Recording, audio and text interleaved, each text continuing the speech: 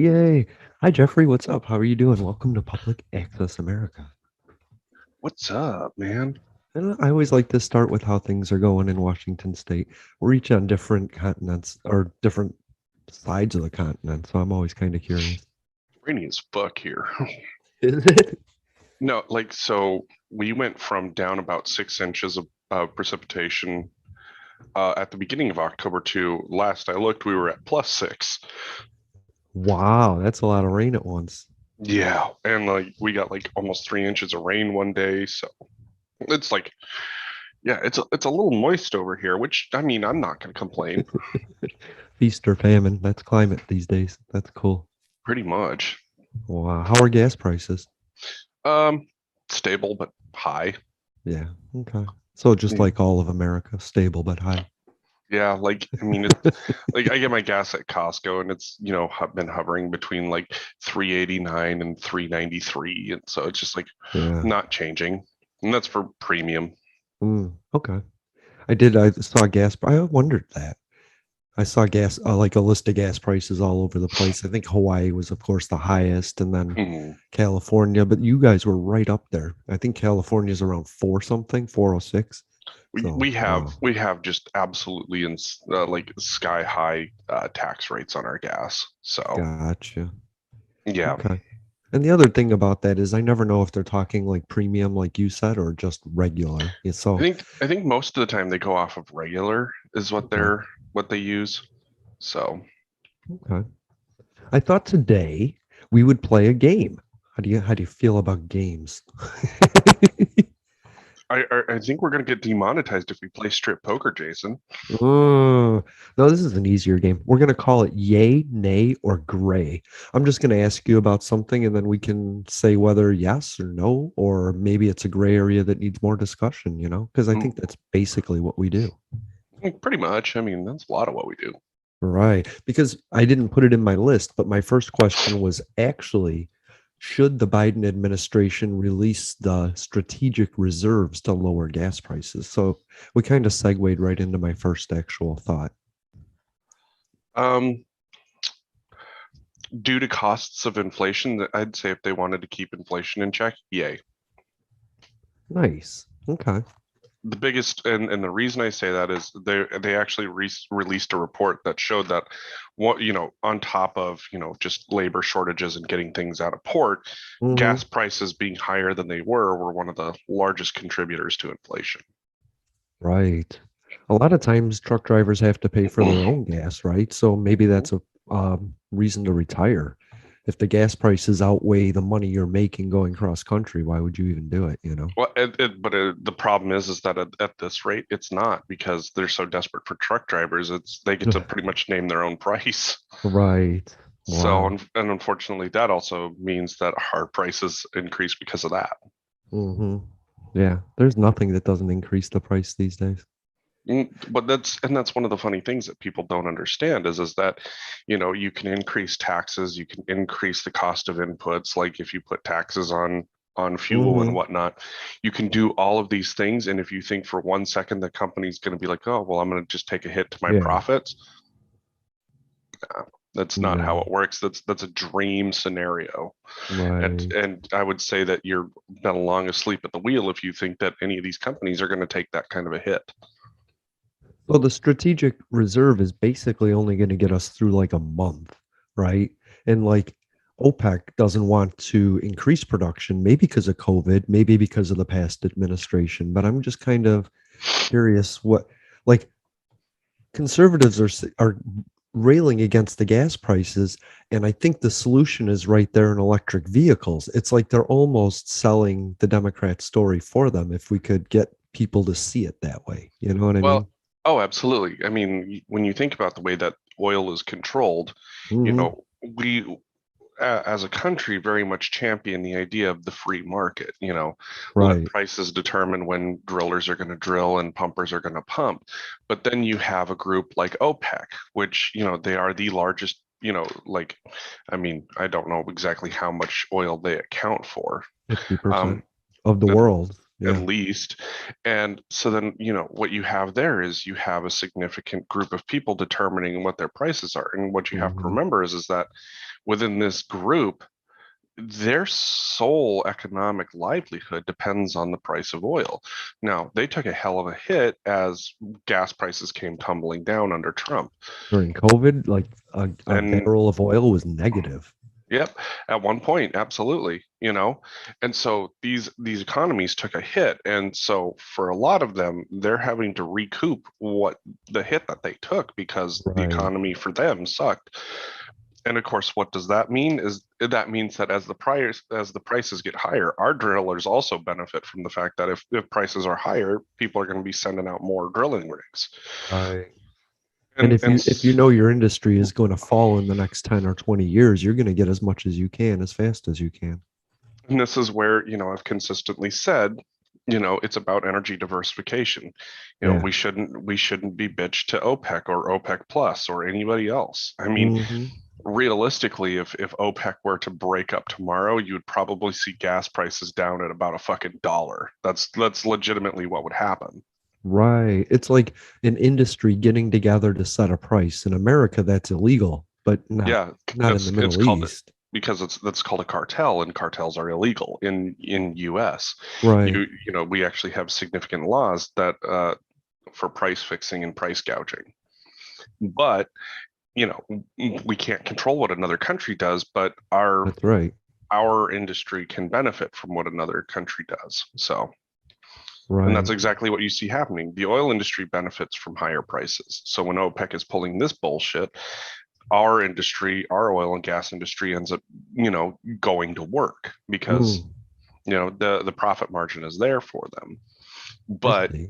But if all of these countries were to no longer be in the cartel, like you kind of saw that a little bit between Russia and Saudi Arabia, and like I want to Right. say it was like 2018 or 2019 before COVID hit, where Russia refused to lower their output, and Hmm. so Saudi Arabia said, "Okay, watch this," and they fucking turned on the faucet, and it just started tanking Russia's economy in a heartbeat Right. because That Saudi was Arabia has the ability to do that. that was the one thing Trump kind of diverted away from Russia on was energy.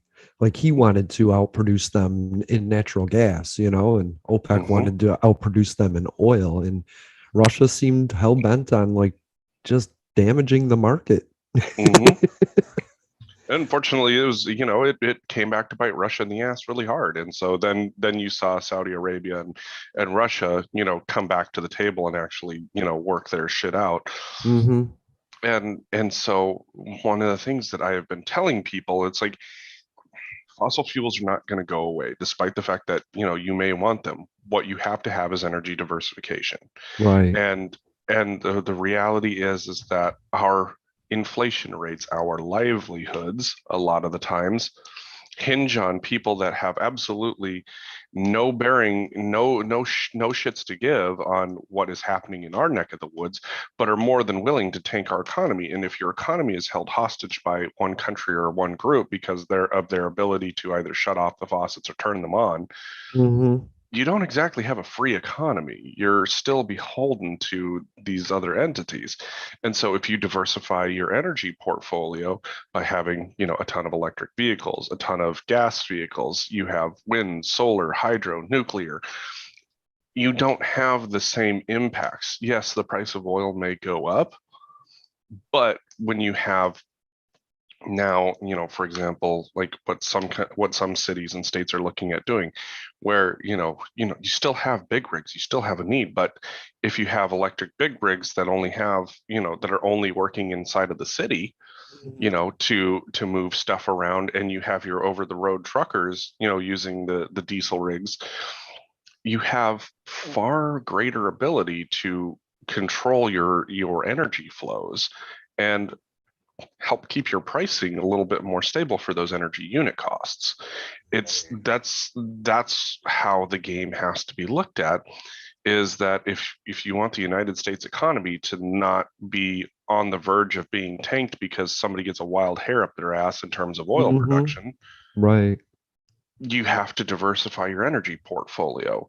It's, I mean, it's any time that you invest and you want to see growth, you're doing the same thing. You've got some stuff that's going to go gangbusters one way or the other. It's either going to lose a shit ton of money or it's going to gain a shit ton of money. But then you got some stable suppliers, and that's the way that you have to look at it. Yeah. Is that, if we want to truly stabilize our economy, we have to have stable energy production means. That means, and I really, really, really, really, really wish that all these administrations would consider nuclear a stable option, because it is, Hmm. especially if you're going to be touting electric vehicles. You have to have that on-demand source, period, end of story. Yeah. And on top of that, it is still the most efficient, zero carbon emitting fuel source out there. A lot of people are saying that. Yeah, I mean, even in like the mainstream news, I'm starting to hear about energy diversification through nuclear, And you how know? long have we been talking about it? Right. Well, I just think, and also they're talking about microgrids, which I think would Hmm. be an amazing way to keep energy costs down if each individual locale is diversifying their own energy Well, and we've maintaining talked about that, that too. We've Yeah. talked about that too, where, growing up in eastern Montana, like, you think about it, when you put up one of those big wind turbines, Hmm. usually one of those is enough to power, I want to say it's something like 5,000 homes. Right. And that's where, like, if, by developing your grid out further, so you have one of those that powers 5,000 homes, granted in the region, there might not even be 1,000, but Right. as you grow your energy program and you start to see battery storage in Hmm. towns and cities and blocks, for example, you can have more reliable, smaller sources, smaller grids that allow you to, if something happens, you have more entry points and exit points, so you can Right. be like, okay, this one went down, nobody's going to lose power, but now we're not nearly as affected. Right. Whereas like where I grew up in eastern Montana, if the power went down at the dam, you had an entire swath of the state of Montana lose electricity. Exactly. That happens all over the place. And with a microgrid, if your neighbor goes out, you can always supply them energy at at a cost, of course. And then you're just making money. I think what's also interesting about what you talked about is that turbine. What that turbine does is allow the person that owns that land to earn an income off the lease of that. And that can be like $100,000. And that is that's adding to an economy in the rural parts of this country that farmers are the ones that are doing it are actually really excited about, and it's stimulating the growth of local communities and helping them invest in their infrastructure at a Hmm. local level. And we always talk about that, but I mean, to see that that's what's happening is really cool, And that's one of the things that I've tried to talk about, is the fact that, there are ways and places that you can do this and have it make a meaningful impact. Yeah. People people complain about their views. Well, where I grew up, I mean, sometimes there aren't people for fucking miles. So who's going to complain about, the rancher that's leasing some of their Hmm. land out for, like, 5, 10 wind turbines? Right. And does that farmer really care if it's a Democrat or a Republican giving them that money? I don't think it reaches a political point at that point. It's just money, What? energy. Well, even still, what you have to think about it.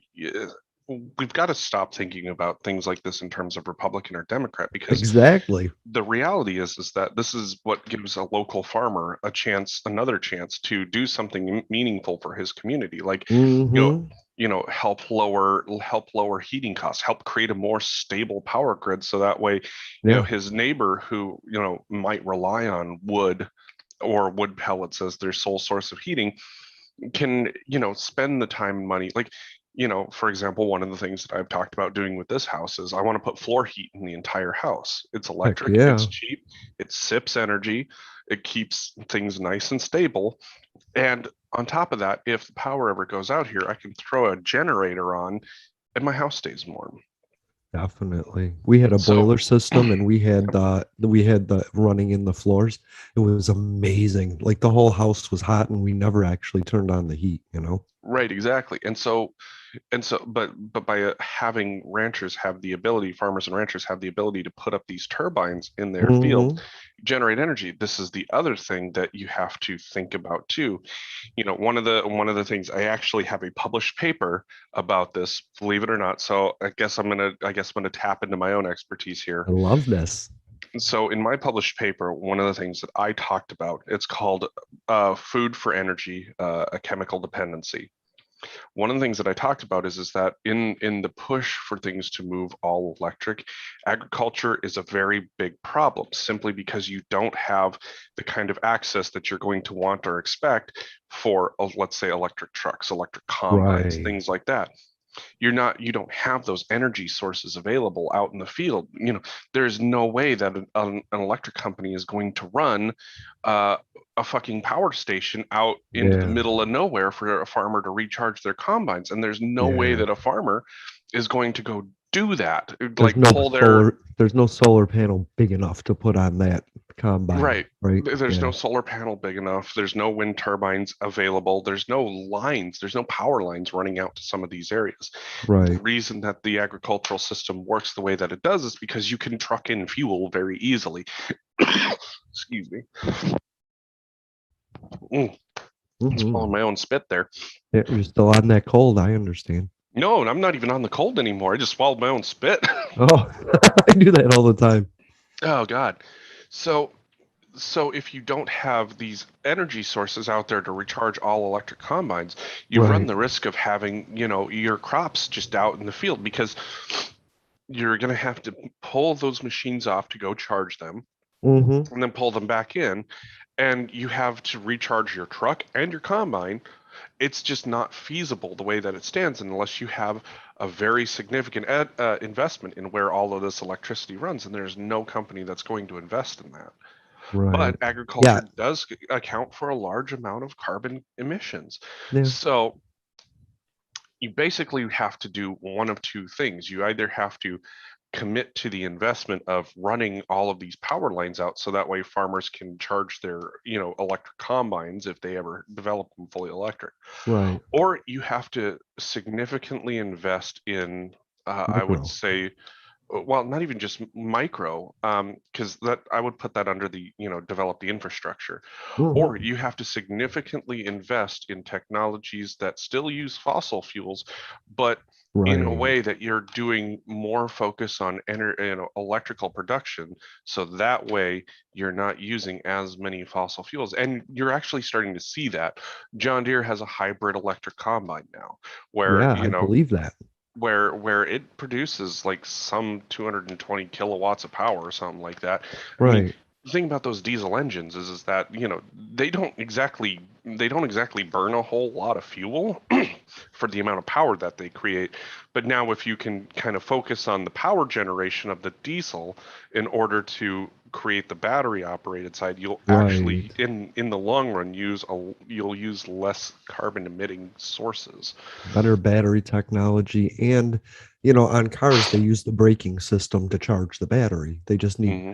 They need more of these technologies in the, it's not about not using fossil fuels. It's about using them It's a in the it's a best way possible. it's about intelligently thinking through what you're doing and still having the same mechanisms in place, but doing it in such a way that, number one, you're not now sticking some farmer upside down on his head going, how in the fuck am I going to recharge this electric combine? Right. You're giving him the power to power his own stuff and invest in his community and give the community tax dollars and resources from these towers, and Hmm. fans that are going up in America. Hmm. What the issue is that a lot of the energy, clean energy, is going to be made in the middle of the United States. And Absolutely. so Build Back Better actually invests in power lines, which is something I fully support. These Oh power yeah. lines are like, what, 70 years old with a 50-year lifespan. So we need to invest in that. But a lot of people are like, not in my area. Like they don't want an electric tower with just a line going across. But until they hear that they can get money because, you know what I mean? But a lot of people are Right. like, no, not in my town. But that's how it has to be nowadays. We need to readjust our thinking on electrical, Hmm. I don't know if it's infrastructure, but placement of where it is, Infrastructure, yeah, it's Okay. infrastructure. Okay. And that's just it. Is that the system was designed. When you think about it, in the 30s, for Mm-hmm. example, in Roosevelt's like first term, Right. these systems were designed and developed back in those days, and that doesn't, basically what we've done is we've cobbled together since then to try and make it, work as best as possible. Right. That doesn't mean it's working as efficiently as possible, and Right. that is something that has to be kept in mind. It's kind of like, to put it succinctly for the people that are, maybe car nuts. It's like, at a certain point, your engine starts to get clapped out unless you start, doing some significant work on it, like, Right. reboring the cylinders, readjusting your timing, and putting in the actual maintenance in Mm-hmm. order to make sure that your engine is running smoothly and efficiently. And that's the biggest problem is that, you know, these engines aren't running as efficiently as they could or should be. And Right. They can't because they could create 100,000 megawatts of power, but if the line can only take 20,000, then you can't get the benefits from what you made. So power it, lines are super important, right? Like absolutely. even to your car, if you don't have the spark, but you have the gas and the oxygen, you're not going to get anything from it. Well, the way that I say it, it's like being down a cylinder. Will your car Yes, still run? Yes. Will it run well? No. right. You But can if you still have an run it. issue, if you have an issue with gas prices, electric vehicles build back better. This is kind of something that you need to support. I find it interesting. It's like I don't have it on the list, but Texas wanted to start banning and burning books, right? And so what I said was this only proves that we really need broadband infrastructure because if a governor of an entire state doesn't know that these books are online, America has a real issue. Well, I have a problem with book burners as it is, Well, of course. It's weird that we did the witch hunt, then the book burn. I'm wondering if Right. the Crusades are going to come next. If Ted Cruz is going to be have a cross in one hand and a sword in the other and go after the Ark of the Covenant, At least until it gets too cold, and then he's gonna head to Cancun. Right. Fuck you, Fucking Ted. bitch. Yeah. Oh, Yeah, ask a Montanan if they're gonna go to fucking Cancun when the weather hits 50 below. Nah, fuck that. We're mhm. hunkering down, motherfucker. I know I am. Fucking, That's not we're true. too cold. We're gonna go somewhere else and hide. And I don't get why people are mad that I'm taking my family on thousands of dollars worth of vacations and running away Mhm. from my problem. Meanwhile, freezing Montanans are like, Right. well, this fucking sucks. All right, well, let's turn on the fucking gas stove. Right. Yep. Fuck you, Ted Cruz, and just stick to the stuff you know. Big Bird and Dr. Seuss, Apparently, he Like doesn't even know Big Bird. Like, can we talk about the fact that vaccines of all the let's talk about the sense that this doesn't make. When you think Mhm. about vaccines and vaccine mandates, where do we have a vaccine mandate currently? I Like don't know. before Anywhere? COVID, before COVID, where do we have a vaccine mandate currently? Nowhere. Incorrect. Public schools. You have to be vaccinated in order to go to public Oh, school. okay. I was thinking COVID specific. More Well, broadly, military, air travel, schools, first responders. All of them need we that. have, yeah, I mean, but just, everybody's sitting there talking about how, in terms of adults, how they're shit Hmm. upon. But the one place where we actually have vaccine mandates is in public schools. Now, granted, it's been, I would say, kind of pick and choose. We've done things like, you know, I would say some pretty important ones like Chicken TB pox, and right? diphtheria. Chickenpox isn't even required. Wow, I thought it would be. Well, but well, I mean, here's the thing: is like, okay, you want to? I'll play this game Are we because I doing like the to play chicken this pox game. party? The The chicken chicken, pox party? except, I want you to think about this. the same people who are pissed off about their kids having to take vaccines in order to go to public schools or keep their Hmm. jobs, um, their kids are now taking chickenpox vaccines. What do you think the death rate was for chickenpox before the vaccine? 0, 2. One for kids under 12, it was 1 in 100,000. I believe that there is cases where it goes internal.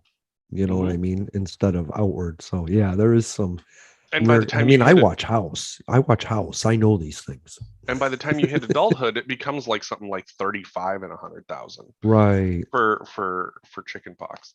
I mean, that's wild in and of itself. So you'd rather get it than risk the vaccine then. You might as well. That's, and but the vaccine has an interaction rate of I want to say that was like 1 in 1.1 million. Hmm. So that's the funny part about it is that people they're okay with this thing that, well, it has a really low death rate, so it doesn't need a vaccine. Okay, so then Right. don't give your kids the chickenpox vaccine. Well, now not so fat. No, well, fuck off. Well, polio has an amazingly low death rate these days. You know what I mean? That's So because of vaccines. yeah, and I want to say Texas is trying to pass a law that eliminates schools from mandating any vaccine at all. That's well, that'll be interesting considering that, they've been using that ruling for Massachusetts v. Jacobson in order to Yeah, do that. So, 1905. yep. Hmm. So that'll be interesting to see if they can actually do that. Like I said, when it comes to the vaccine mandates, I think that there's a path forward under Massachusetts v. Jacobson. Yeah, It's just it is going to be really tough to make that happen. yeah. I, There's just I, nothing there. I yeah, I'm with freedom of choice because I'm not going to tell somebody, I'm not going to be the guy that yells at 100 people and have four of them people that literally can't take it. So I go with freedom of choice because I don't want to learn about 350 million people and their individual reasons for taking it or not taking it. I just, so you decide with your doctor, but please get the vaccine if you can because if there's people that can't. And I'm not going to speak to the religious exemption of it because I just that's not my thing. Right. But one of the conversations that we need to have as a country is we need to have a national medical exemption system, like a real true medical exemption system. Sure. There are people out there that are getting vaccinated who by and large should not be getting vaccinated simply because they're left with no choice under a lot of these government standards. And this Hmm. is something that, we've all talked about. It's like I've got friends who literally will die if they take the vaccine, or their health is so questionable that it would end, that they could end up dying. You Right. know, it's it's one of those things where the idea that you have to force somebody to take a vaccine is Hmm. rough, but at the same time too, when somebody has a bona fide legitimate medical exemption, like that's really rough. Like Yeah. you shouldn't be forcing them to do anything like that. No, we should continually talk about why they should get it if they can. Exactly.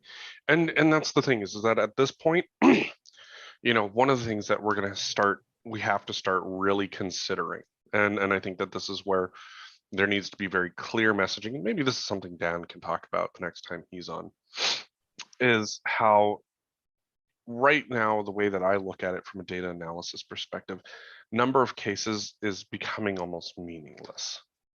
Mhm. I mean, it's important to be able to, and like I would imagine he would say from an epidemiology standpoint, find out where things are surging, maybe what policies are allowing this to happen. Right. But in terms of affecting, how hospitals are being run, yes, more cases leads to more hospitalizations, but where we're looking at, we've got 70% of people, was it 79.4? I was looking at this morning, 79.4% of people 12 plus with Mhm. their first dose. 99% of people over 65 have gotten at least one shot. That is incredible to me. Good job, Boomer. Good Yes. job, Boomer. Fuck yeah.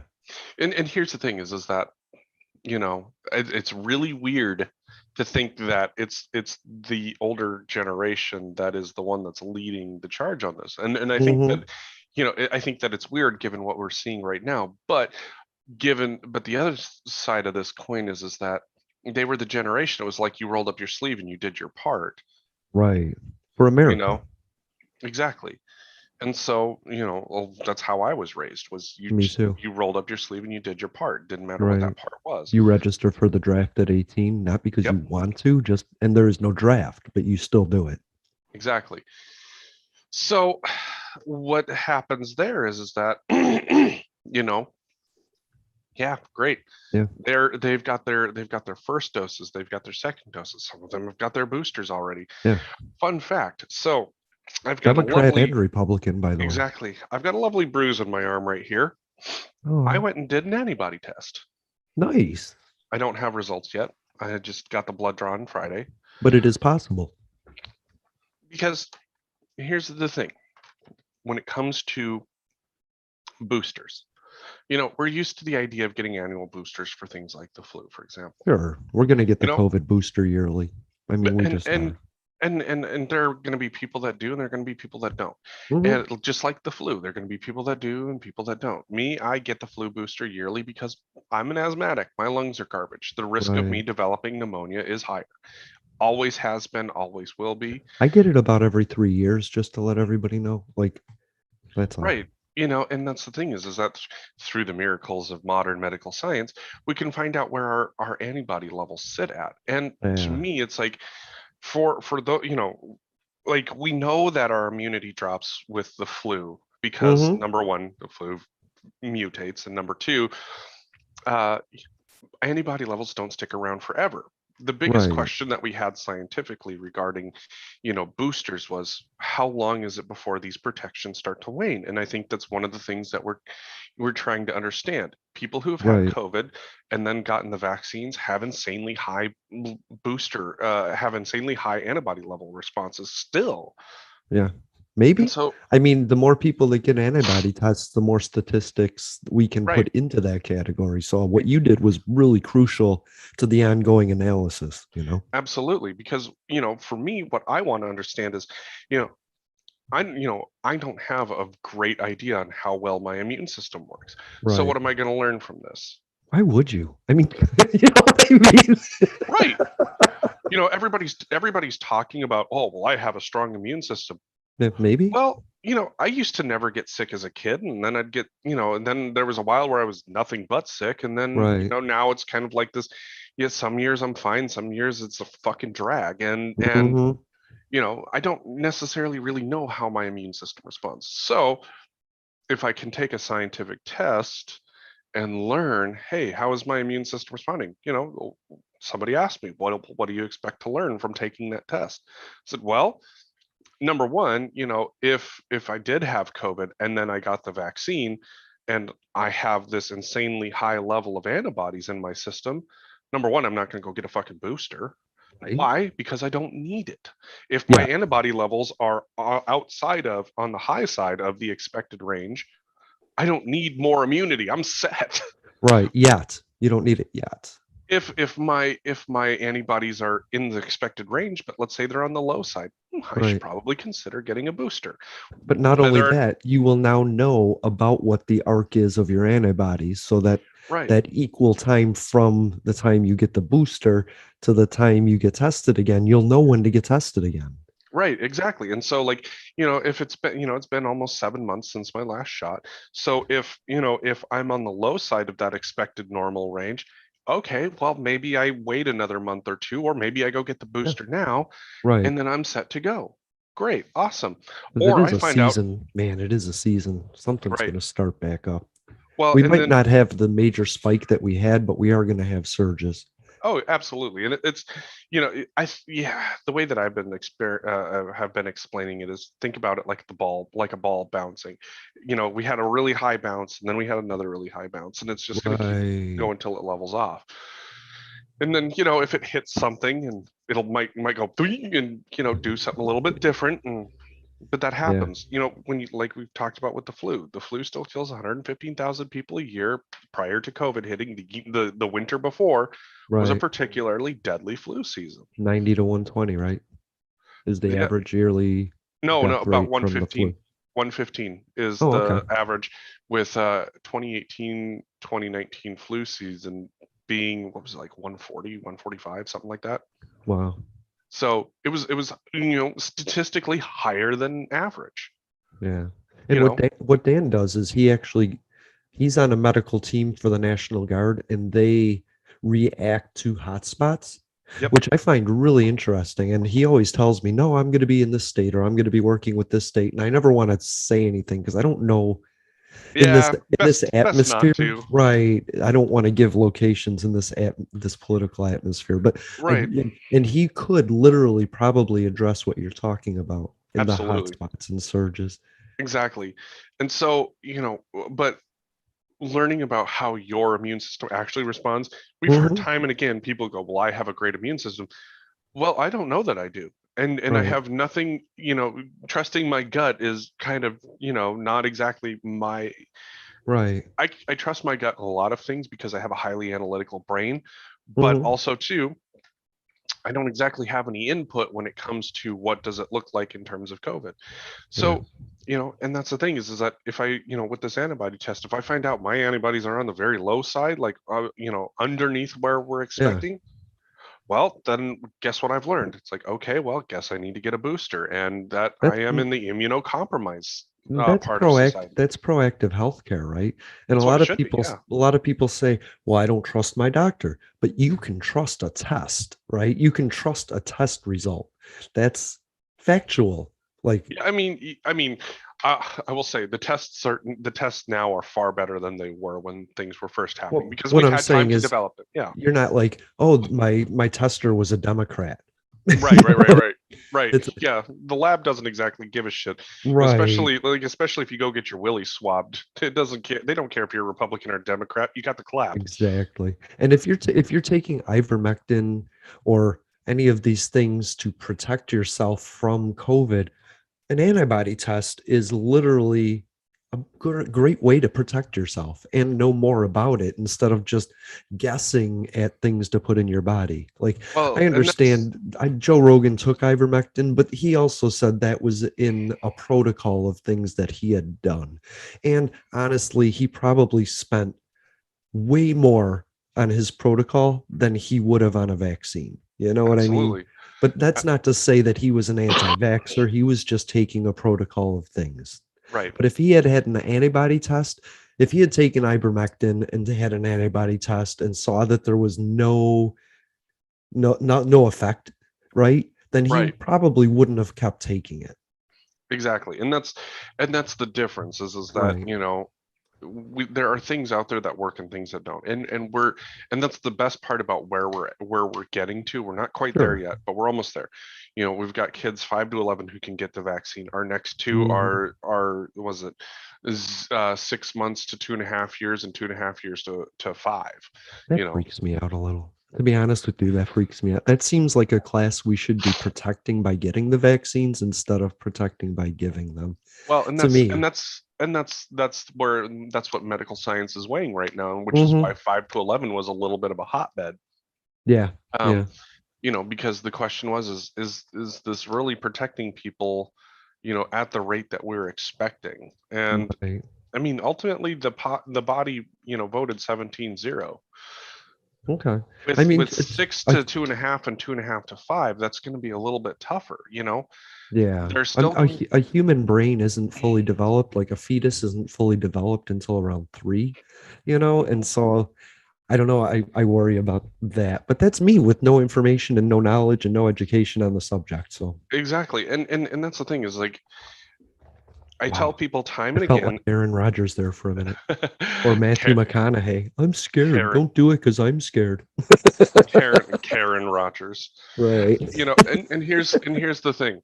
Like, it's okay to be skeptical. Like, that's something that people should do is sit back and, wait for a second, analyze what their risk appetite is. And that's, really what it boils down to with all of these vaccines is that you have to understand what your risk appetite is, what you are willing to do, what you are willing to risk.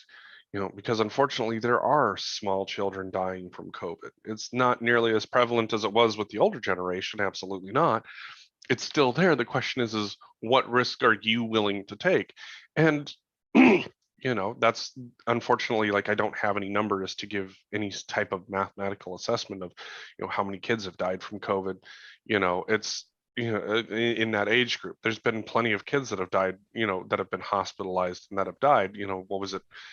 I think if I remember the last set of statistics that I gave out, there was something like um I want to say it was like 10,000 kids had been hospitalized, 8,900 of them had been put on ventilators, and just north of 500 had died from COVID. That's not really a whole lot, but when you think about the number of kids getting hospitalized, that's a rate that you're looking at 5% of kids that end up in the hospital are dying from COVID. That's a Five, fucking high rate. 65 farm workers have died in 19 years. Doesn't sound like a lot, right? Exactly. And so, It is when it's your kids or your community. That's what I'm trying to get and at. it's, and yeah, and that's the thing is like, it's Mhm. a lot to consider. And especially like when you get into the younger generations and things like that, I totally understand Yeah. people's willingness to be skeptical and wait for somebody else to take the vaccine and see how it works out and get more data. Mhm. Absolutely. It's going to be difficult. It really is. But at the Yeah. same time too, it's like this is where we have that, with my kids being as old as they were, we gave them all the information at hand and let them make their choice. We strongly Yeah. recommended that they get vaccinated, but we understood if there was just a little too much, they were a little Pressure. too nervous for it. Yeah.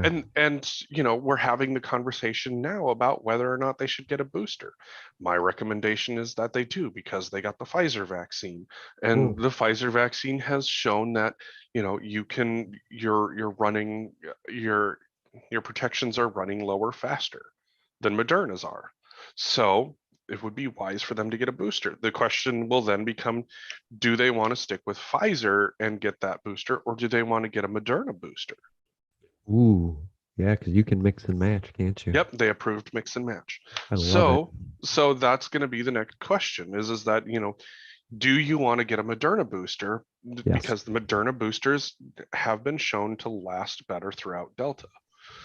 And so if that's what they decide to do, great, fantastic. If they decide, no, you know what, I don't want to risk the side effects, I want to go with Pfizer, Yeah. cool, that's a great assessment to make. Mhm. And that's the trade-off. More antibodies, more side effects. Less antibodies, less side effects. Still Right. vaccinated, Right. But you still can do protected. something to test. Like if you think ivermectin is the shit, like I said, take it, go get an antibody test, see if it did anything for you. You know what I mean? Like Right. if you're going to get the vaccine, but you've had COVID before, go get an antibody test. If your antibodies are still up, boom, you're right. Right?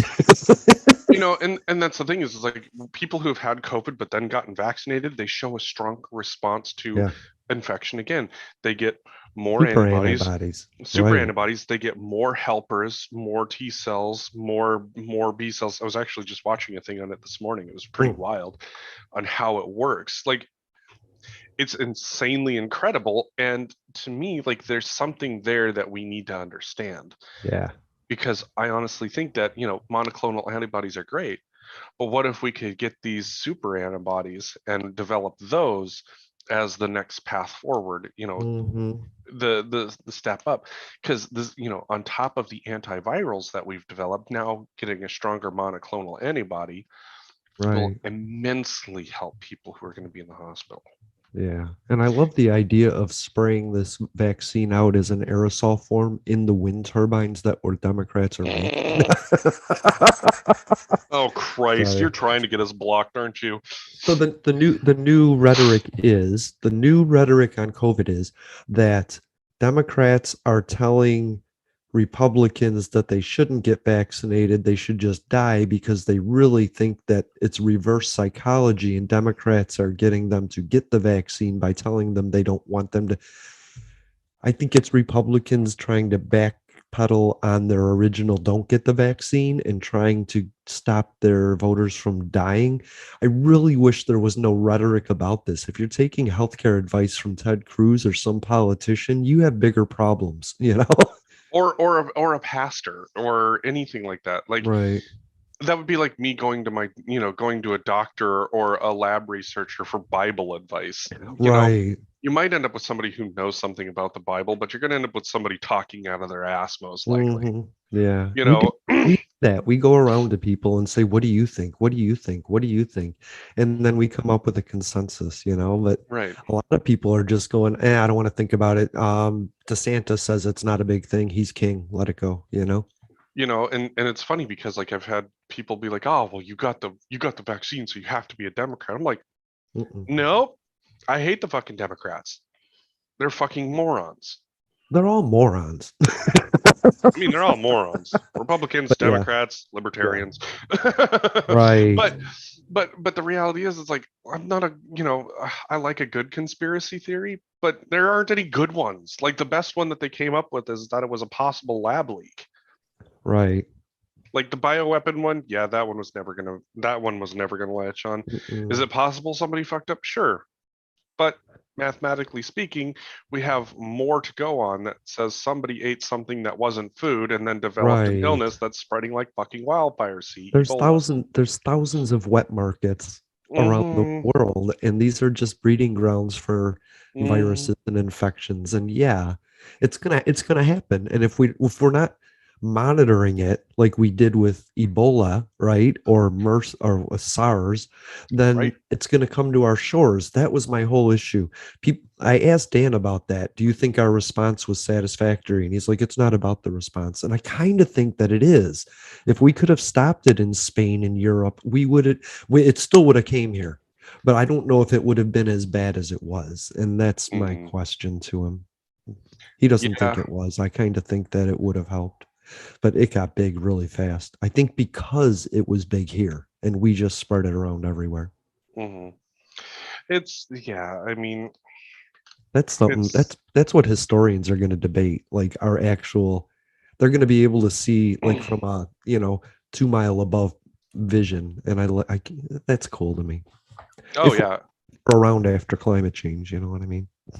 Yeah, I'm still hoping for giant meteor to come wish Mm. us luck It's going very to be in. closely. It's going to be a Texas-sized piece of chicken parmesan. So, should the federal government just drop daylight savings requirements? Yay. Yay.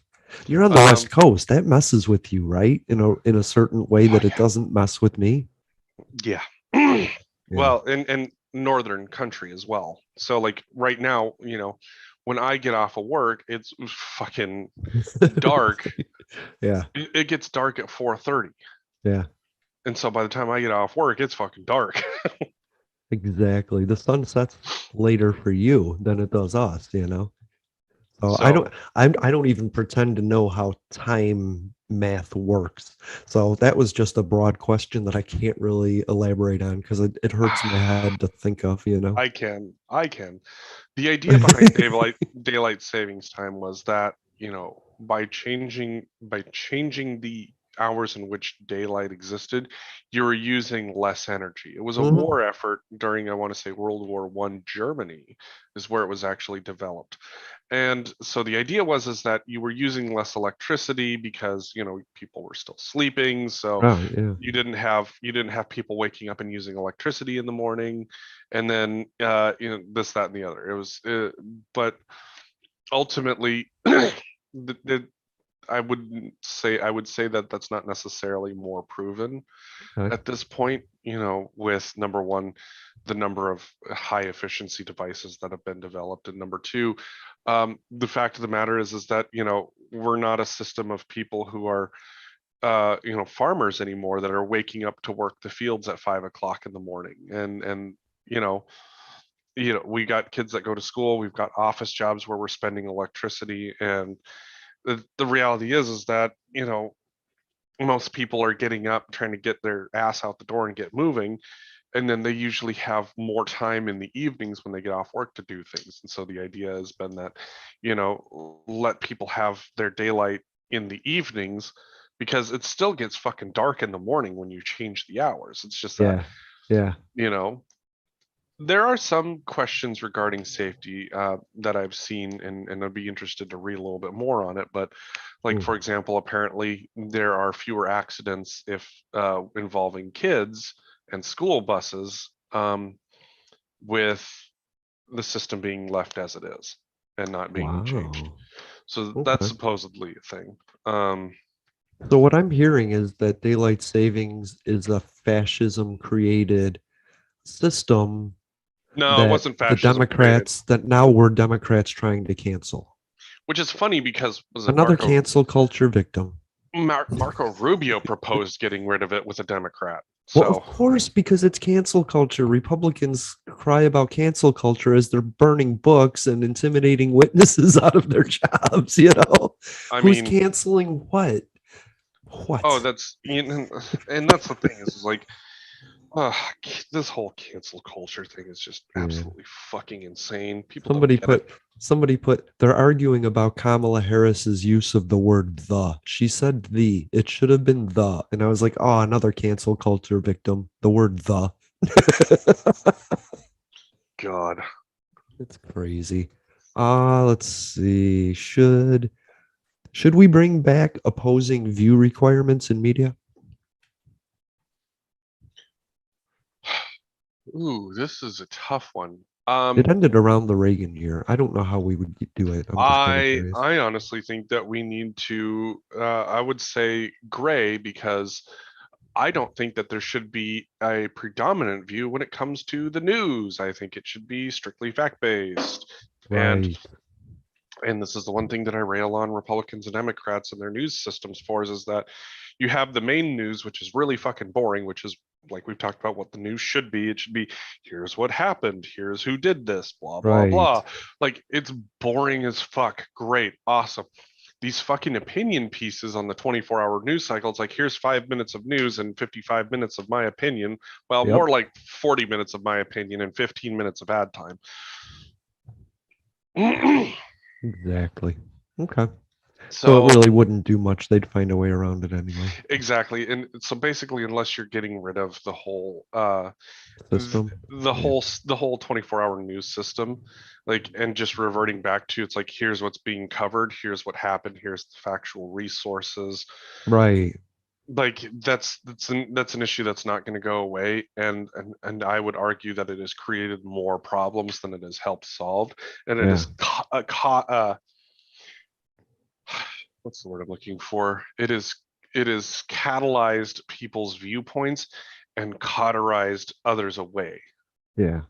I think it has a dual effect. I think people either tune out more and just read headlines, or like I do, I delve into more official resources like texts of bills and things. And Right. I dig deeper, but I also have a podcast where I'm doing that for people. You know what I mean? Exactly. So they don't necessarily have to. I'm going to give you an easy one because we're towards the end of the first hour and some of these topics are slightly bigger.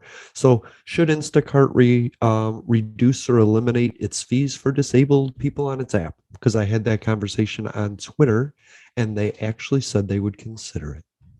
I hmm, Yeah, do it.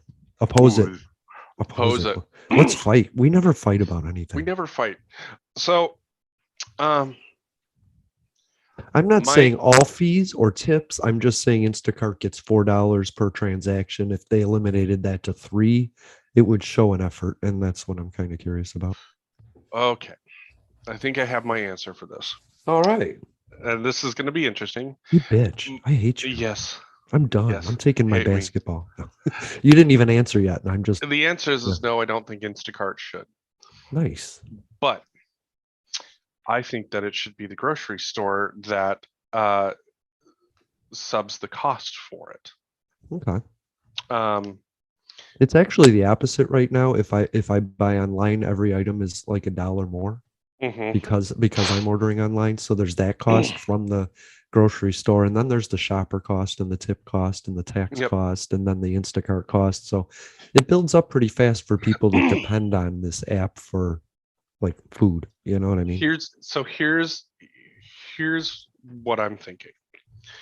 This is more about understanding what your business model is going to become and not what it is. The Hmm. What it is that you expect that people are going to be coming in, doing their grocery shopping, spending time walking up and down the aisle, and you're going to have that still. But your demographic that you're looking at is going to be people who are too busy Hmm. to, Luxury. to people who are too busy, or luxury. uh they just need something to get done and ready for them, so that way they're not spending, you know what is it? I spend An hour. 3 hours, three hours on Saturday doing grocery shopping, and it's Wow. Oh, you maybe have a about lot of people in your house. You have like 80 people in your house. So. pretty much, right? So I'd say I spend about 3 hours doing grocery shopping stuff, and then on Saturday, plus maybe another hour or so on the weekdays, just going and picking up stuff that we need to Hmm. finish off a dinner. So I'm spending 4 hours of my time um, to go out and go grocery shopping. Whereas I could spend not that much of my time and get everything that I need and just be able to pull up, have it Yep. all done and paid for, and pull up, have Hmm. somebody drop it off in my trunk and pull away. So put your fees on pickups, not deliveries. Hmm. Exactly. Okay. Why? Because that's your convenience. I like that. Um, that's your convenience fee. We pay that a lot. We're used to that. And then Sure. that way, what you end up doing is you end up freeing up the resources to go deliver to people who actually need Yeah. it. And I say that is that Instacart is a great business model, but grocery stores are losing out on that money, Yeah. and they are also losing out on a potential opportunity. And I Hmm. say that, you know, one of the things, and I don't know if you remember this, I would order from Publix Direct just for the record. Yeah. and one of the things I don't know if you remember this is that sometimes grocery stores would throw in free samples of different things Yeah. when you would check out. The reason why is like you might not have thought to buy it, but you bought it and you end up using it, and you're like, oh hey, I like this. I'm going to buy this again. Right. And so the grocery stores, what they're doing is they're losing out on the possibility of being like, hey, I've got a store brand that you should try. Right. And so you're losing out on that opportunity with an Instacart. And the thing is that I would also argue that you're maybe losing out on that opportunity um, when it comes to people shopping in the store too, because you got people who are they're going to buy the name brand product. They're used to buying the name brand Uh-huh. product. Right. Whereas me, fucking spaghetti is spaghetti, and I'm not paying more for the same fucking noodle. Right. Just because it has a green box. Right. I gotcha. Croutons So is my thing. I was buying name brand croutons, Texas toast, and then I tried the store brand, and I was like, these have more flavor. Like, right. yeah. And so the idea being that, you could improve some of your revenue bottom lines by number one, Hmm. doing the shopping yourself, because now instead of some external company getting those fees, it's your company getting those fees. And then number two, Right. that allows you to keep the employment base that you have busy. And they might not, I would also say that for people who are not necessarily great at customer interface, Yeah. it Right. gives them, and whether it's because they just suck at talking to people, or people Hmm. who have, legitimate disabilities where they struggle to communicate, but Yes. they want to work and they want to do their thing. And hey, great, they're great with listen. They're like really great about knowing where everything is at, and they can pick Yep. everything out, and they're just like super fast at it. Great, cool. Give them the opportunity to do something like that. Hmm. So They're you said you spend 3 hours at the grocery store, right? Yeah. So if I go to Publix, I can request a shopper, and I Hmm. will then take up 3 hours of that shopper's time. Right. Whereas if you're delivering to me, you're saving that money by just having that person pick from a list that's already picked out that you can do in 15, 20 minutes. You know what I mean? Exactly. and and on top of that, now you're making revenue off of that time as well, not just Right. the grocery store, not just the grocery purchases. I honestly think that in terms of business model, that's the way that they need to look at this, and that I would love to give my tip to to the grocery store employee. I think that would right, be kind of cool, right? right. Exactly.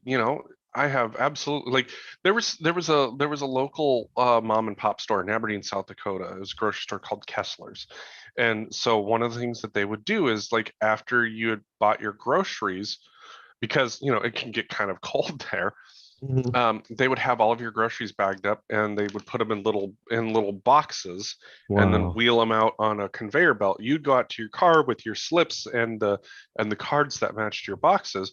You'd pull up, you'd hand the person outside your cards, and they would grab those buckets, and then they would load your groceries into the back of your truck or car or Wow. whatever. So that's So basically what we're doing with pickup now, right? essentially. That's cool. So to me, there is a better model forward, especially as you're looking to serve people who can't do it. And it may not be that, it may not be that you entirely get rid of the fees for people who are disabled, Yeah, I don't but you expect could, them to.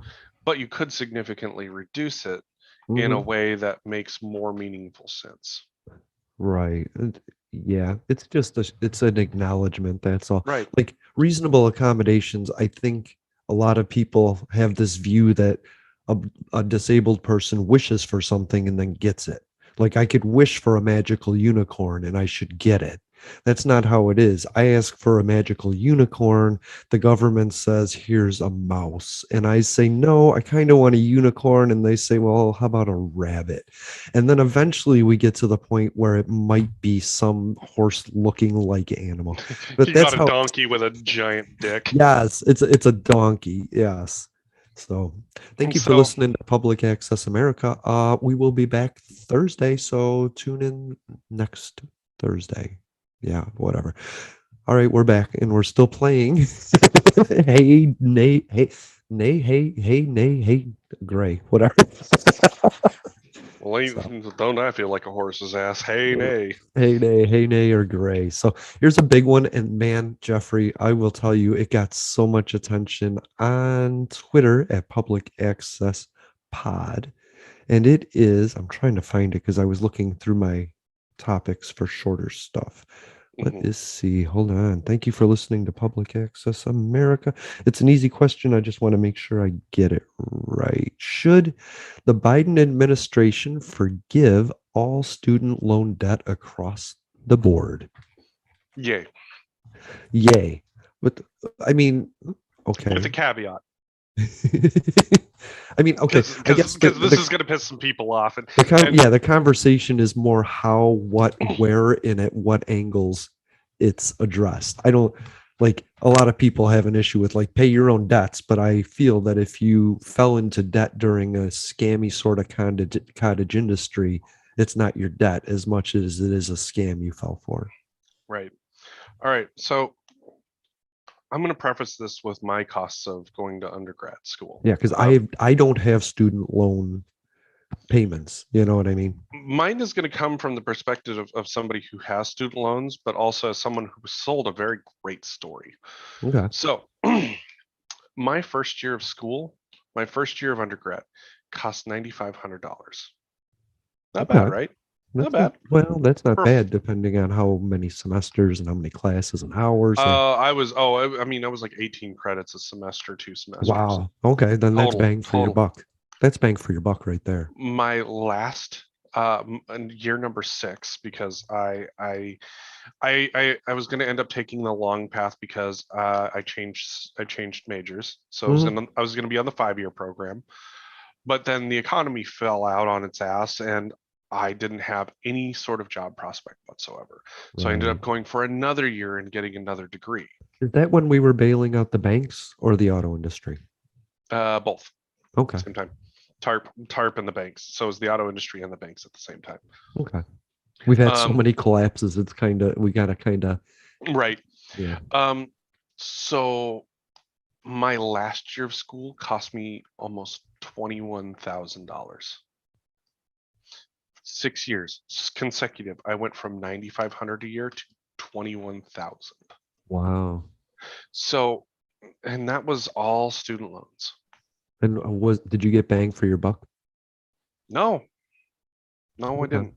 I mean, did that increase your job abilities to seek a job at a No, rate where you could pay that? You know what I mean? I got a job at $15 an hour in Montana right out of the Okay. gate, out of that gate. It took a little bit, but I had a lot of experiences that they needed, i.e., I was an IT person. So the reason why I say they should pay it off, why they should just cancel it. Hmm. What ended up happening is that colleges ended up jacking up their prices, and Exactly. I'm and based on what though? Based on what? the need for a college football program. Market demand? Like, is that what it was? Come to our school, come to our school, come to our school.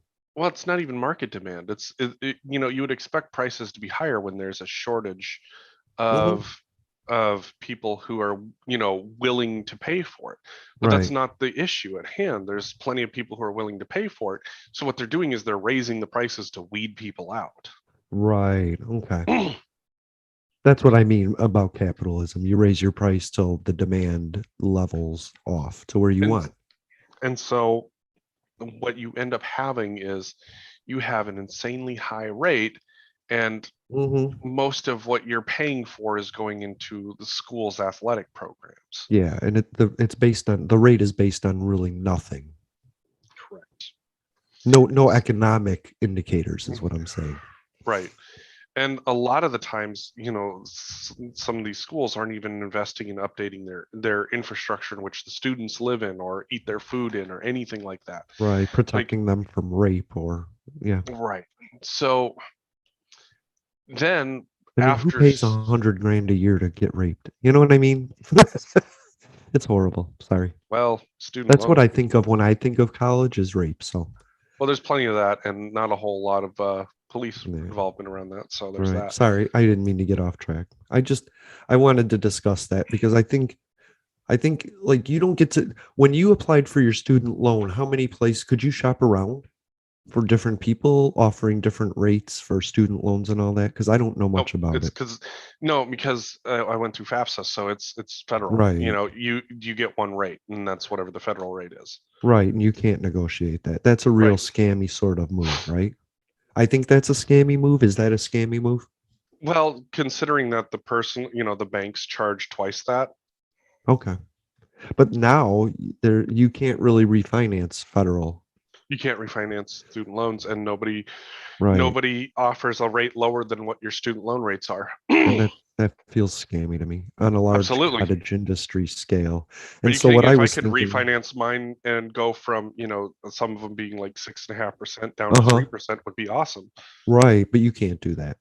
And so what I was thinking, what if they just repaid the interest that they scammed people out of? Like you might have to pay on your principal, but not the interest as much, lower it to zero for these people so they can actually pay Yeah. off the principal and not the interest. I think the interest it just keeps people in debt.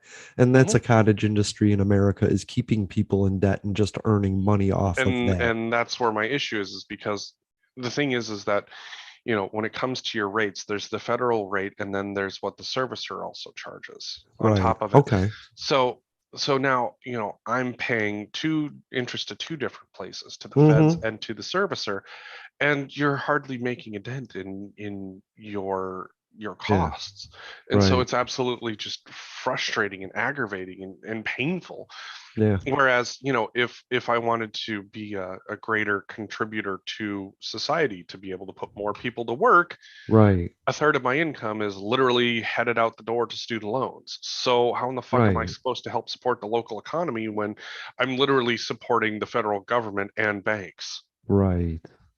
I agree. But a lot of people 10 years ago they did pay their student loans off and they don't want a bailout. But what I say to them is we did bail out the auto industry and you didn't get anything for that. We did bail out the banking system and we didn't let it collapse so that it could mature into um, what we talk about, credit unions and smaller banks all the time. We kept the mega banks, we bailed them out. Why can't we bail out the American people in this instance? In a situation where everyone down the chain took advantage of them because they needed to go down that chain. You know what I And mean? basically the reason why I would say they should bail it out is I also say that what needs to happen is that either A, the feds get out of the student loan business altogether, Agreed. There's no competition there. or B, the feds shouldn't be having different servicers. Because what you're doing is you're ending up paying a rate on top of paying a rate for these servicers. Right. And these servicers, like as we saw, I want to say it was the The ones that are Pennsylvania beholden to their higher education. stockholders. Right. Yeah, they turn down people's public service loan forgiveness program requests. Why? Because they don't make any money when student loans get forgiven. Right. And so by having all of these servicers do that, they they took a program that should have, I wouldn't say like a super high forgiveness rate, Mhm. but they made it so that way it was less than 1%, and that got it when there was like at least 50% that were qualified, and that's where this got scammy and insane. And then And they also said, hey, look, we're offering the program and nobody's taking a benefit of it. So we're just going to get rid of it. and it wasn't that, yeah, and then it wasn't that nobody was taking advantage Right. of it. Right. it They was it just was that skewed the stats. they skewed the stats, and on top of that, these servicers wouldn't actually do the forgiveness. Right. That's why Right. this one company is in fucking hot water. Right. It's like Trump saying, don't test. We'll have less COVID if we don't test. See, Hmm. we have less COVID because the tests show it. Nope. Yeah. They're not using the Exactly. forgiveness program. Well, you're not letting them. Shh. And the forgiveness program is so fucking laser focused that Hmm. there are a lot of other, actual public service entities out there that can't be included Right. in that, and that's just absolutely crazy in and of itself. Right. So It feels rigged, like set up it's for it's a that. scam is what it boiled It down feels to. like a payday loan on a super large scale. If And you're and that's telling the thing people is you that, can only go to this lender for this loan, you know? well, That's and crazy. here's the thing is like, as we like, to kind of put it into perspective, if the federal government was the one that was, let's say, like in charge of negotiating the price of medications, for example, Hmm. then we have a reasonable expectation on what pricing is going to look like. And that's very much the case of, if the federal government was going to be the sole entity in charge of what student loans look like. But Yeah. what they did was they abdicated that role to banking industries. And Right. banking industries then took that on with very little federal oversight, Yes. is what happened, until enough people got really fucking pissed about it. And now suddenly you've got one company that's in hot water and several others who have been like, you know what, fuck this, it's not worth it. It isn't. We don't get to do what we're doing.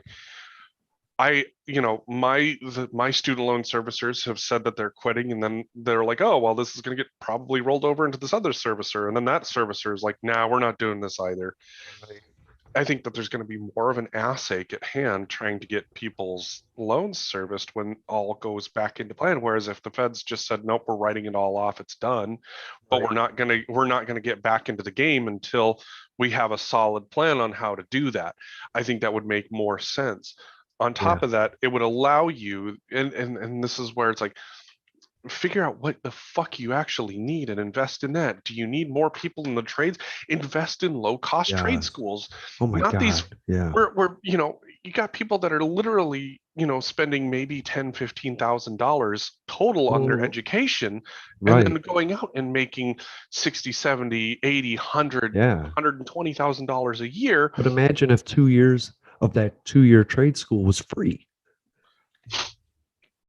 I think that would be amazing. And right now we have thousands of people sitting on the border waiting to get processed.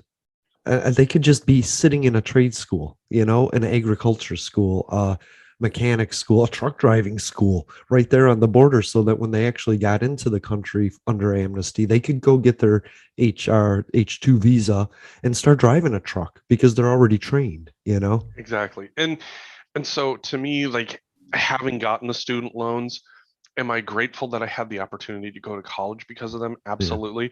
But I feel like I was sold a fucking lie about where I would be with those Yeah. student loans. And on the other side of that, I couldn't get the student loans, so I went into the industrial industry. You know what I mean? Like, so Hmm. I did warehouse work because I just couldn't afford to take the risk you took. I just couldn't. My brain couldn't do it. So, and my Well, mom couldn't afford it. So I was priced out of education. You know? and for the Democrats, this is where I would say that, you talk about all these institutions that prey on the poor, and that's exactly what Hmm. the student loan industry has done, is preyed on Yes. people who are poor and made it so that way it is even that much more difficult to get away from the system. And I would say it created spawns and spin-offs and clones that do it in different ways. Bank Hmm. fees and just other things that we get priced out of, right down to elections. You know, it's become a format on how to regulate people out. What I was thinking was, it's never going to happen, but like, what if college tuition costs were based on the average income of its graduates? That'll never happen. No, but is it a feasible thought? Not when you're hoping that If you're going to reform a system, would that be something you just threw in to see if it would catch? You know what I mean? You could always pull it out of the bill and negotiate it out, but if you put it in, well, what it boils down to is that colleges shouldn't be charging the rates that they're charging while sitting there telling people, "Oh no, when you walk out with this degree, you're going to be like." That's what I was yeah, told, is like walking right, out with a managerial degree, I was going to be making 50, $60,000 a year. Yeah, no, I right, was making $15 an hour for something that didn't require a college degree. right. But if I'm going to go to, say, Harvard to become a lawyer so I can earn 250, if their and the average income for a lawyer from Harvard is 250,000, then I can take the hit for those loans. But if I'm just going to somewhere to get a $30,000 job to be an IT tech somewhere or something, then maybe the tuition cost could be lower for that career path. You know what I mean? Problem there is that, it's you still got to pay your professors a living wage, and Oh yeah, of course. having that low of a price point isn't going to work out. The issue at hand is the way that universities spend that money, and That's overwhelmingly they true. spend that on their athletic programs, and then finally as they Mhm. and then what they end up doing is they end up applying and getting grants for all their other programs and then invest in it Right. that way rather than using the money that is being paid into that tuition to invest in those things. And then they have dark money from boosters, right? Oh yeah. From specific athletic boosters that pay on top of what they're getting. So, I mean, colleges aren't poor when it comes to funding for athletics, and like yet they like still refuse to pay their athletes anything. like Massimo and Lori, what's her name? The girl from Full House. They Yeah, paid a lot of money to make sure that their kids could get into school. right. Shit, Oof. you're right. What was her So name? God, I had a crush on her too. Lori yeah, Laughlin. Laughlin. I couldn't remember her last name. So so the issue at hand is that the system has become corrupted, and Yeah. corrupted in a way that, what the Democrats want to say is that, oh, it's given so many people the opportunity to go to school and earn an education. Yeah, it's also, from the person who's having to pay this back, I am now a bitch to the system and constantly trying to get a better job so that way I can pay back my student loans and be free of debt. Like, I don't understand how people are looking at this and thinking that this system is working the way that it's supposed to in any way, shape, or form. If I would say if the feds were the ones that were servicing these loans and that they were actually forgiving loans based off of public service like they said they were going to, I honestly think that it would work out, but the system has lost its oversight. The system has become corrupted. The system has become overpriced. And so, with all of those factors combined, what the government hoped the system would be and what the system actually is has become predatory. Thank you for using that word. I use it all the time, and people say I'm crazy. It's not, you're not crazy for saying it, because people who have the money don't have to worry about this, and people who are using the student loan system are going to be burdened by it for at least the next 10 years, if not Yeah. 25. Because apparently Yeah. that's how long the government wants you to be their bitch. A minimum of 10 years, maximum of 25. There was I think it was Jamie Raskin or Eric Swalwell that was saying they still have, or Pete Buttigieg, I think they still have student debt. And look at these people; they're in high places in government, and they still have student debt. So how do you expect Joe Lunchpail to handle their debt? You know what I mean? Because I mean, here's the reality: is that the amount of money that I'm going to be paying on student loans, I could be socking away to do home renovations, and Yeah. Right. I could be paying my local contractor to be doing any number of things that I don't have time to do. Right. A guy I that would went to love to. school for that. Exactly. I would love to be socking that money away and then next year be like, hey, I would like to get put on the books to have my floors redone. I want floor Yeah. heat. I want all of this. I got cash to pay. Let's fucking go. Let's Yeah. do this. You can But get instead, tax I'm breaks for paying. that stuff. Exactly. But instead, I'm paying the fucking banks and hoping that I can save enough money so that way before my roof goes out, I can redo my floor, but I'm probably going to have to redo my roof before I ever do my Right. floors. You can only use your vacuum to suck so much money out of people before the economy stalls because we're paying on bills and things that you require. Like this society just nickel and dimes you to death. There's nothing you can really do for free anymore, and I hate it, you know? And that's the biggest problem is that, I'm being nickel and dimed by the federal government because they Yes. sold a fantastic line and it's not working. And yes, I'm able to generate more for society on what I'm doing, but I'm never going to have my student loans forgiven, and I'm not going to be able to actually contribute to the economy the way that they expected you would be able to under the system they developed. Yeah. And if you're pricing like half of society out of the process, you're really not going to find the next MLK or James Baldwin or um, any other smart white guy, you know, Steve Bannon, whatever it is.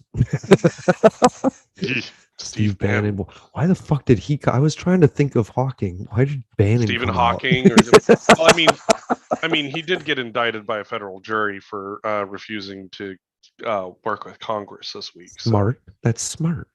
No, I'm sorry. It's a ridiculous thing to me. So do you think they should leave paid leave and build back better? I do believe that they should leave paid leave in. I'm just trying to prove that you're a liberal and not like a conservative. You know what I Well, mean? the thing is that if they're going to if you're Yeah, I got all you. right, here we go. Here we go. I love this discussion. Do I inherently think that the federal government should be paying for paid leave? No. Do I think that businesses should be paying for paid leave? Yes. Well, the Why? government wants to mandate it. They expect employers to pay it, but the government wants to mandate it. But what is the government going to do in order to mandate it? That means that they have to create oversight. That means that they have to create positions. That means that you're going to have to pay more into Mm. a group of people who are going to go, Hmm. yep, you're doing it. Nope, you're not. And But so the employer in the pays that. end, yeah, sure. Yeah. Well, I mean, a trickle No, down way, we all pay for it, but you know what I we mean. yeah, we pay for it. And that's the bottom line is that Insurance will it pay would for it. be it will be a lot cheaper if uh if companies work this out on their own and Yes. you know and invest in their employees. Yeah, you're going to have people who have kids and they're going to want to spend time with their kids, but guess what? You know what? Here's what I would also say is that we don't necessarily just have one option anymore. Right. You know, why is it that, you can't work from home on, maternity or paternity time? Why do both parents have to take it at the same time? And that's just it is that with the advent of technology, great, so this person's not going to be in the office very often because they have a newborn at home. Right. Fantastic. Guess what? They can still work from home, depending on the job. That's an aspect I didn't even consider in all of my logic. I like that. So even then, you know, maybe what it boils down to is that, maternity and paternity time is, yeah, you'll probably take some time off because you want to just spend that time with your newborn, but at the Hmm. same time too, you now will have the ability to work from home and still spend that time with your newborn. Right. What And I so think I think I think that's something that has to be considered. And when it comes down to the feds trying to mandate it, I Mm-hmm. think that what's going to end up happening is it's going to be even more expensive than they figure it will be, because that's the kind of shit that they pull. Right. And it'll be an insurance costs and it'll be come out of your check. What I have an Yep. issue with is Joe Manchin saying 4 weeks and Pramila Jayapal saying 12 weeks and nobody asking the doctor. What I have an issue with is I think if it's paid leave, like you said, it should be between the employer and the employee, but I think a doctor should have a say in determining. So I think it should be 4 to 12 weeks, depending on what the doctor's advice, not Joe Manchin's. That was my issue with it. Like, get out of my healthcare. I'm finding the government creeping in little places all around Hmm. my healthcare, and it's irritating me. Well, and that's the other issue at hand, is that where does Like, this 4 to 12 weeks come from?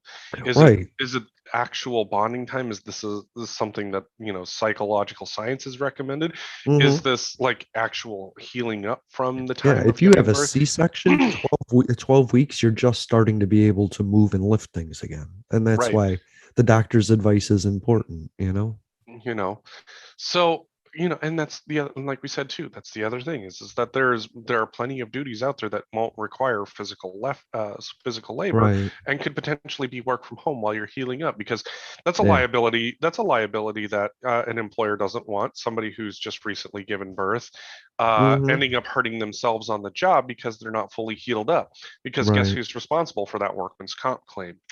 The company is. And a company, it's not fair to the temp that is filling in for that person to be Right. uncertain if they're going to have a job or not have a job. Like, what are you going to take 6 months off and this temp is going to get fired after 6 months? I think there has to be a point where we consider their rights as well. You know, Absolutely. I you love know the work from home thing. Even if you don't get to do your exact position, you can still take it a position. And I like that. Anyone can do customer service or right. you know, I don't know. and Or and hold on, so a receptionist. right. So I think that there's more out there that can be done, and yes, there's going to be certain things that can't be. Right, Obviously, like you're not going to be able to, stock grocery shelves from the comfort of your home. You're not going to be able to provide, certain in-person services from the comfort of your right, home that, require physical hands-on. That's a reality that, everybody's going to have to admit, but there's also the reality that there's a ton of shit that you can do that doesn't require physical presence or physical manipulation. mm, So I think that that's one of the things that people are going to have to consider in this program, is that if the feds do it the way that they want it, it's going to be expensive, and everybody's going to be pissed off at how it's turned out. But right. if companies start sitting down with their employees and saying, hey, what would this look like, Yeah. for What if you? it's a And supplemental? What if it's just a supplemental you buy? You know? yeah, exactly. Yeah, and so, or a supplemental that everybody pays into, and then, Hmm. regardless of whether it's paid parental leave or medical illness, you just Right. are. Family necessities and stuff. Right. So once again, I would say that if they're going to do it, they should leave it in, but I'm not necessarily thrilled about it the way that they're trying to do it, because I feel Right.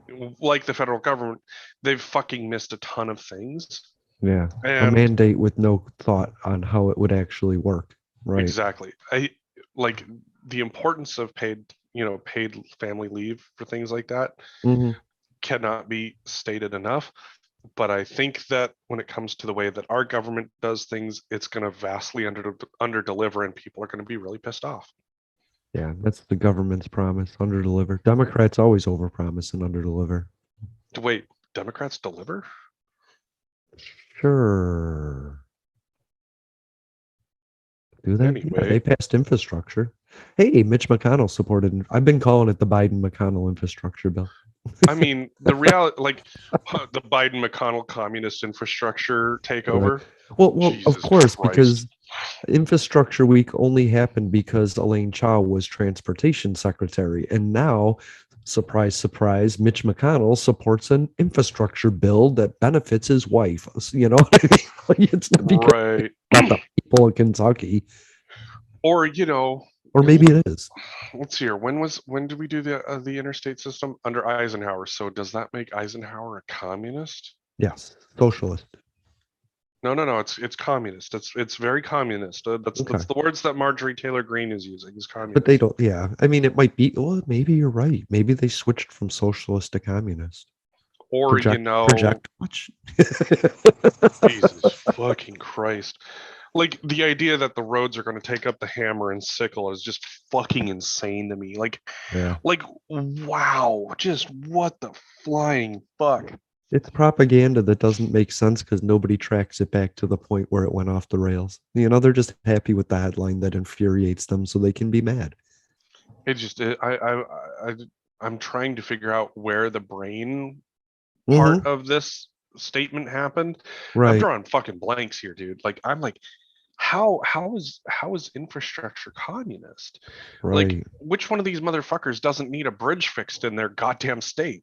Right. That's what I was thinking. Where did politics go to where infrastructure gets you kicked out of your seats in committees and like leaves you high and dry in Congress with nothing to do like Marjorie Taylor Greene is. Like she's not the one, but 13 Republicans in the House voted for this, and now they're being removed from committees because they wanted to help the people of their state. That's what politics is. Like Matt Gaetz, they said, "Hey, Matt Gaetz, do you want $1 billion for Pensacola?" And he said, "No, no, thank you. I don't need it for my district. I hate you." That's not what politics is, man. You can hate the Democrats while taking the money. Republicans gave away money to Democrat corporations too, and the Democrat corporations said, I hate you," but took it. Right? It's insane, Mm-hmm. and when it comes to infrastructure, there's so many states that need so much, Yeah. Republican states mainly, which okay, like here's what I'll say is that if infrastructure is going to be something that's split, then what I'm going to request is that my federal taxes get lowered and that whatever is going to be spent on infrastructure from my taxes just goes directly to my state and pay for my state's infrastructure only. Right. Like And then 5 billion was going to go to Texas. Fuck you, Texas. You didn't like want to connect your power grid. Why are we paying you to fix it? right. And Sorry. so it's like if that's what the Republicans want to do, fine. I have no problems with, Right. not paying federal taxes on that. So that way they can go to the state of Washington and have Right. them upgrade the infrastructure here. I'd rather them do that because I'm tired of having fucking toll roads built Uh-huh. because they're not getting infrastructure money. Yeah, this mile of road sponsored by Target, right? Hmm. Yeah, that's my issue is that basically you're paying taxes. If you're a conservative, you're paying too much in taxes. And then when there comes time to you can get a return on your investment, you say no. I don't want my money back. Well, That's and that's the weird. thing is like I would much rather just like because I guarantee Yeah, you I would pay a lot less money in right. taxes just giving it to the state to fix just our infrastructure and the rest of the place could get Mm-hmm. stuffed. And then if you want to find out what the Republican areas are going to look like when they don't get any money for infrastructure and all that other fun Exactly. Because stuff, they didn't vote for it. it's going to look like fucking Detroit does right now. Yeah. But And why and would what you do you allow think? And what do anybody you to think these think companies about are you? going to do? What do you think these companies are going to do if they're not getting infrastructure built by the states? If FedEx can't get their trucks to the houses to deliver, They're going yeah, to HQ somewhere where they're actually going to be able to put in shipping services. They're right. going to move their distribution centers to places where they actually have infrastructure investments. Yeah. Yeah. No company's looking to move to Texas in the uncertainty of their power grid. I Right. would find it hard to believe if they were. I see why companies might be sticking it out in Texas. I don't saw um I think it was on some radio show. So Ted Cruz wants to secede. He's talking about that with people that want to secede, which is ironic because Ted, you won't be a senator if Texas isn't a state. But he says he wants to take the military and go home. And people are saying you're not going to keep the military. And not only are you going to not keep the military, but Florida would be happy to take those military bases now stationed in Texas, and you're going to lose those funds and those jobs and all of that stuff. But honestly, if Texas secedes, we're just going to attack them and take it back over. It's just an elimination of the government there and installing a new government like we did in Latin America. So secession isn't going to work. It just can't work. Or let them fucking secede and we take all of our assets out Hmm. and when they're like, well, I thought we were going to get left a tank or two, and we go, Right. nah. No, no.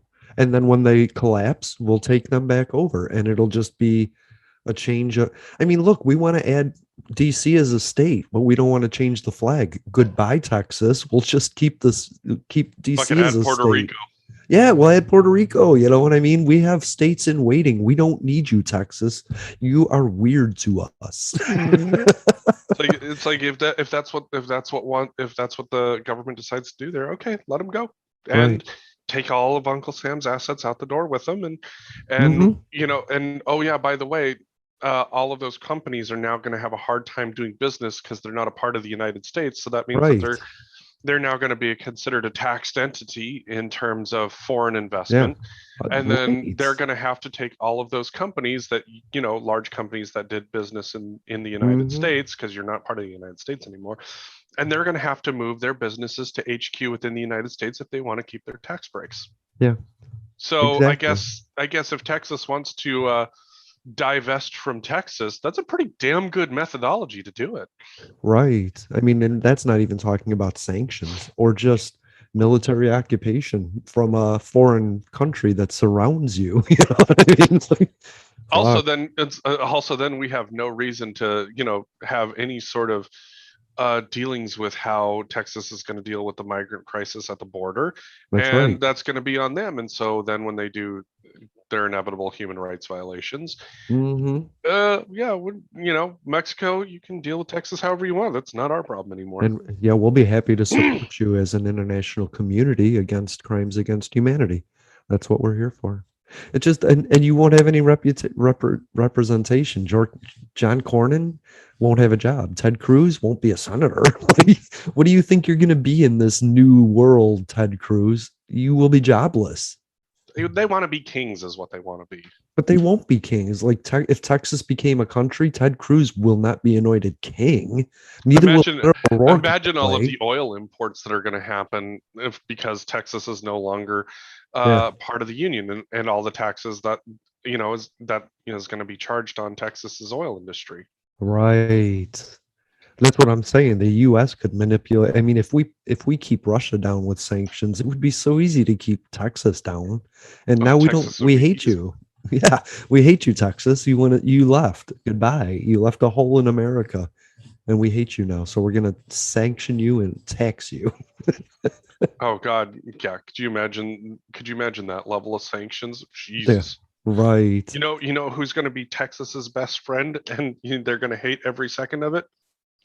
My, China. oh, China. I was going with Mohammed bin Salman. Nah.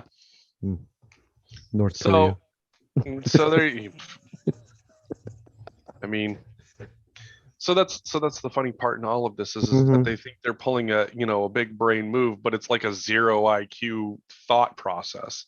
Right, that's my point. Yeah, it sounds big when you're in Texas talking to a group that wants to secede, but when you try, it's like Brexit.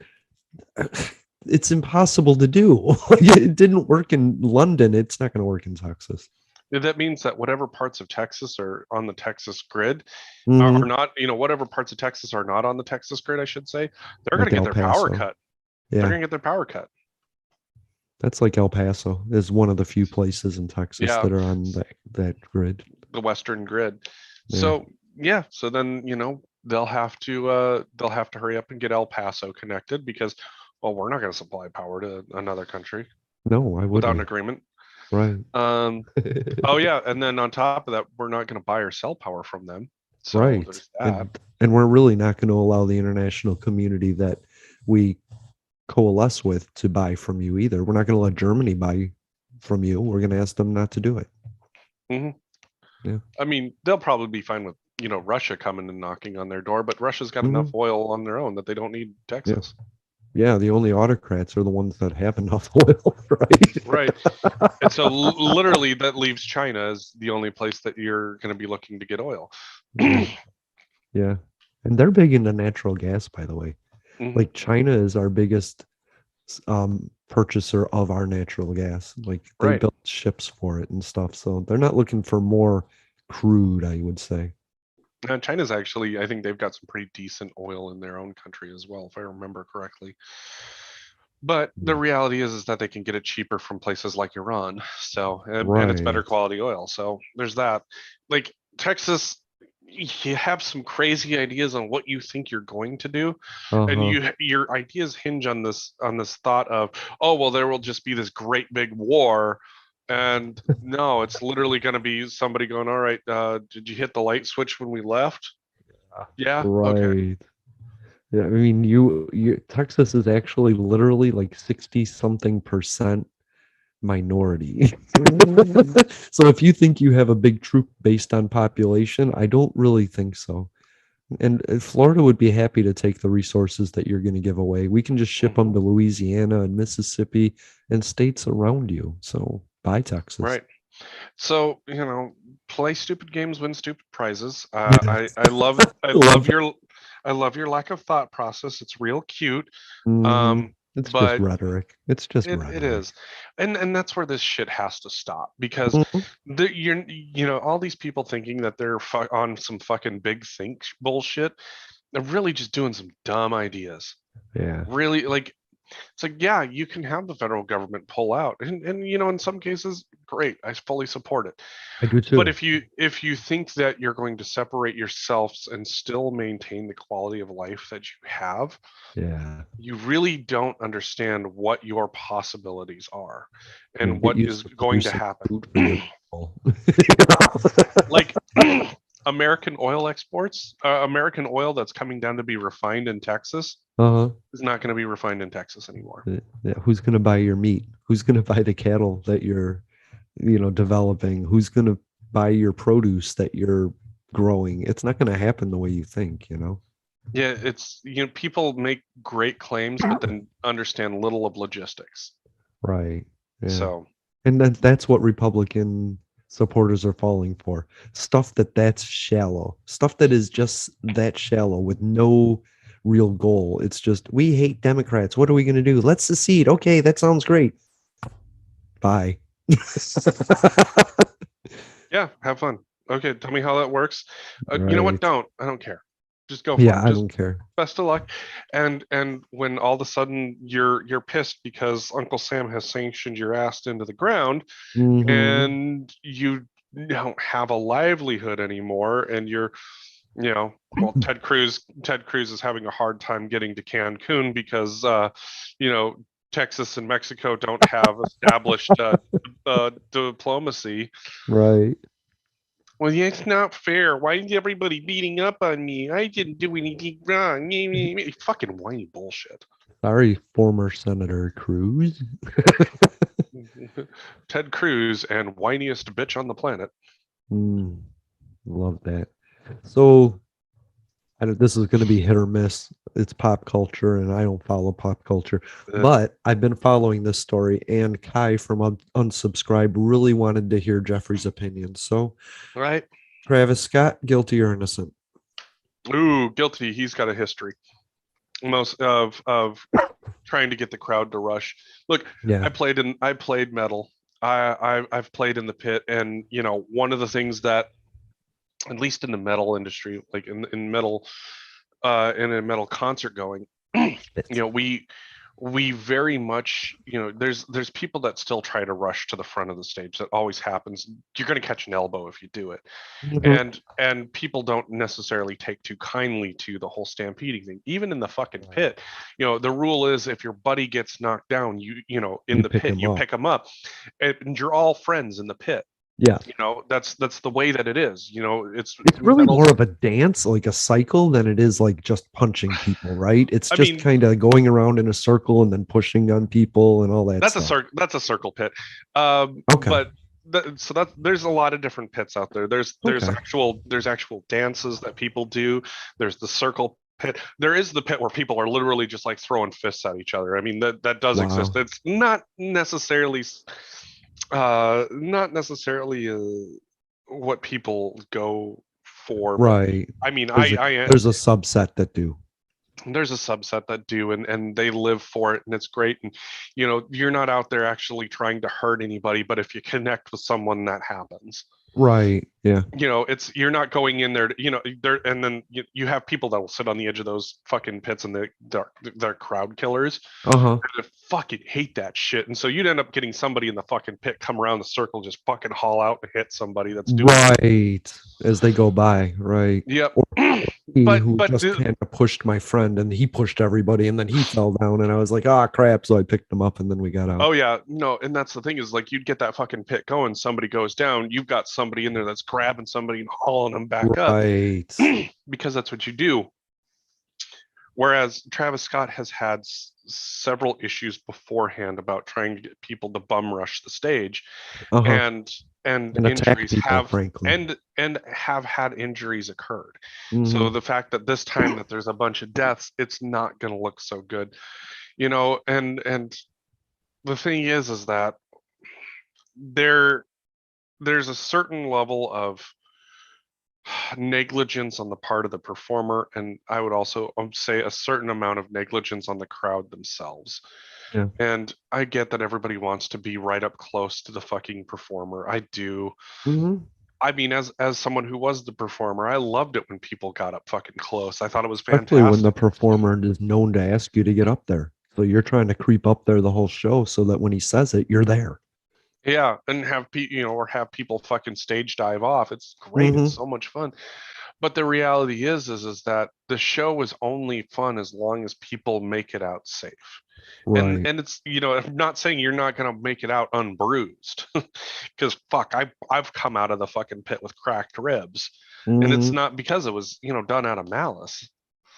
We were all enjoying it, and there was a certain level of, okay, I need to dial it back and fucking remove Yeah. myself because I'm hurting. Right. Song's But over. Holy shit, that hurt. right, and then but then keeping encouraging the crowd to keep trampling and pushing forward, that just you see time and again, like even in punk and metal, artists will stop the fucking show if it's too much, if it's out of hand. I've seen that. Yeah, you know definitely. and I would argue that it's you're up there performing, but at the same time it's like you're also the conductor of the safety for Yeah. the group, and making sure everybody gets some time to breathe, and doing Yeah. different things in order, like we'd get like the fucking wall of death when we'd Hmm. watch, when we go see certain groups, and that fucking wall of death was fun, but god damn did it fucking hurt. Yeah. Yeah, I totally get it. But I've seen like Megadeth stop a show. I've Hmm. also seen Megadeth say, "Hey, come on down to the front row for this one," and everyone in the lawn seats moshing the front. So I've seen Right. it both ways, and I think I think there's a major issue, and that's that Travis Scott is not only the performer, but the venue owner and like the promoter.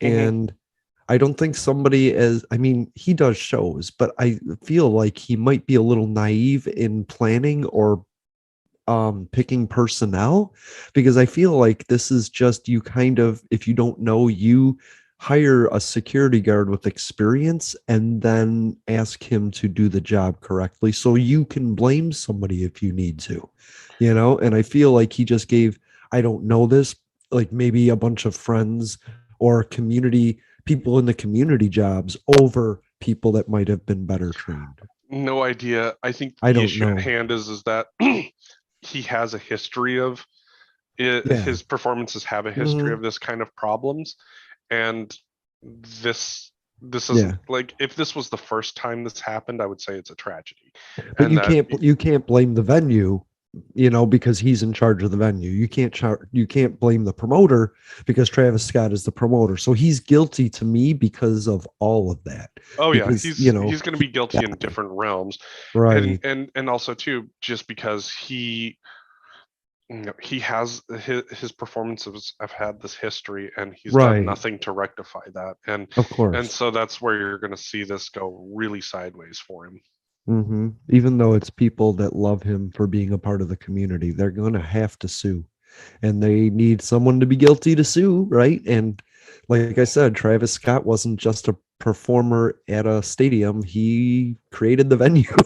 And that's a lot of risk to take. And honestly, that's why people that are not experts in these fields don't just do it.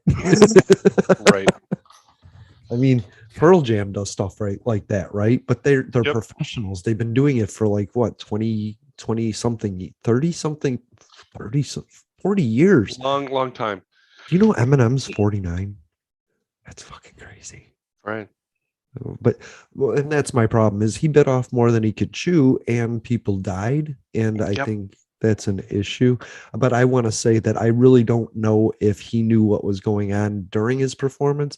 His performance went on 37 minutes past the incident, and I don't know what he was told or what he was not told, and that could be a tough thing when you're on stage to know the severity of the situation. Right. And that's a limited, because you're also the manager of the venue, so you need to know. And that's the problem with him being in charge of everything. You can't be in three places at once.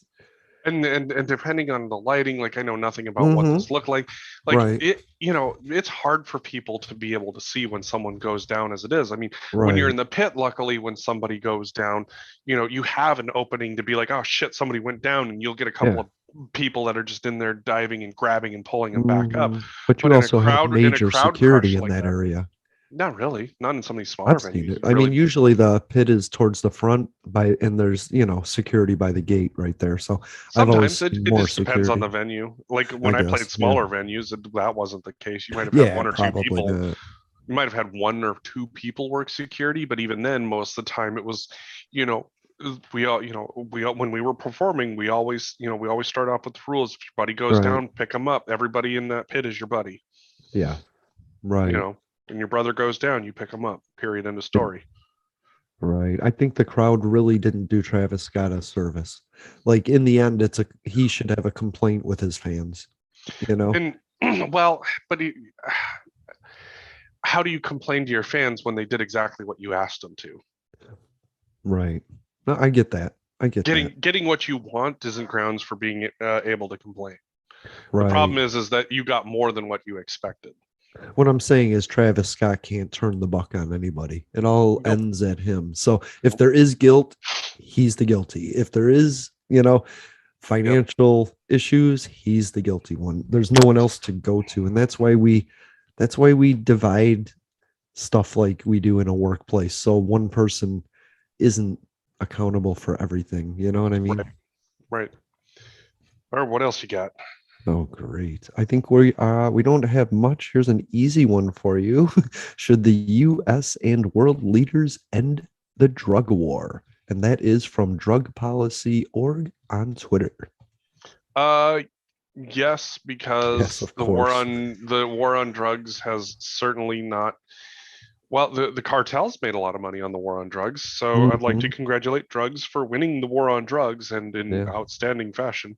And the Um, CIA and FBI have really raked in a bunch of slush fund cash from it, from yeah, budgets. Yeah, absolutely. totally.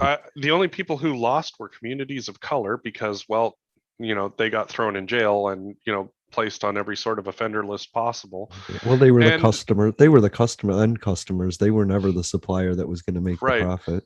And also too, I would say law enforcement because I'm gonna have to give a shout out to law enforcement on this one as being one of the victims of this Oh because yeah. your local leos were getting shot over people doing drug deals that could have been absolutely legal. So, Right.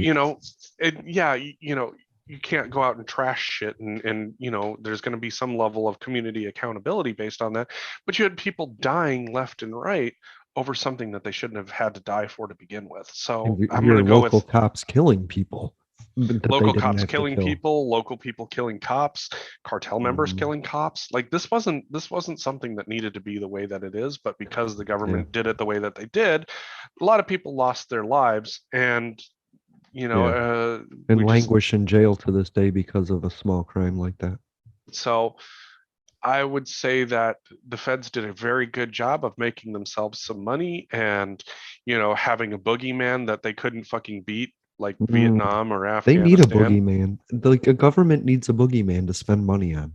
Absolutely, and that's the problem is that we've got great boogeymen that we can spend money on, but we're spending Hmm. money on these fucking chumps that Yeah, literally it's like, the I would say that the best argument as to why we should end the war on drugs has been that as states have legalized marijuana, hmm, American marijuana has become more popular in Mexico and is now fetching higher prices and being smuggled across the border that way because yeah, you've got things like Cool Diesel and Purple hmm. Kush, and they like the fucking names and they like the consistency of the product. Even the And it's so Delta 8 stuff that's weaker, it's like it's right. legal in Texas. Delta 8 is legal in Texas, but they want to burn a Toni Morrison book.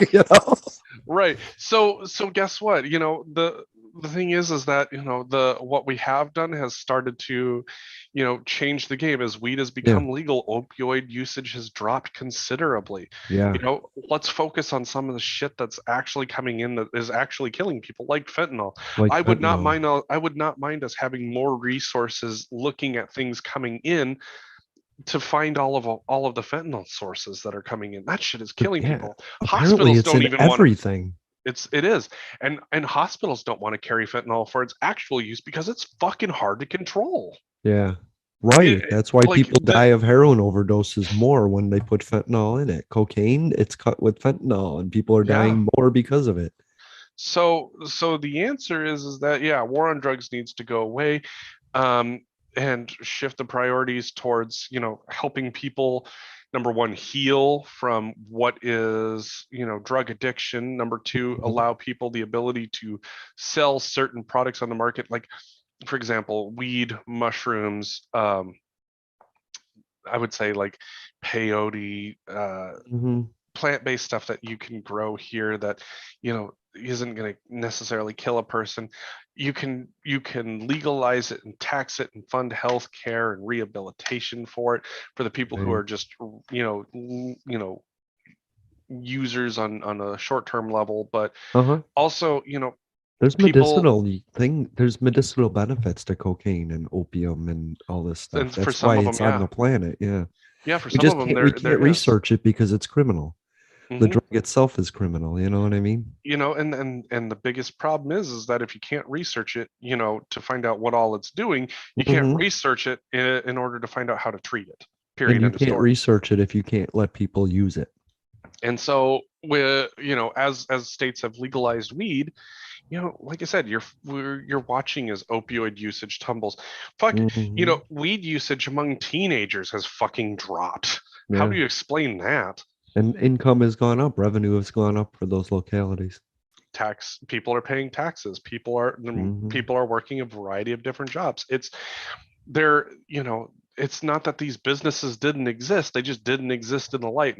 And Right. once you legalize these businesses fully under federal law, great, now they're fully tax paying citizens with the chance Hmm. to sell their product to larger companies. Coca-Cola wants to have a CBD Coke.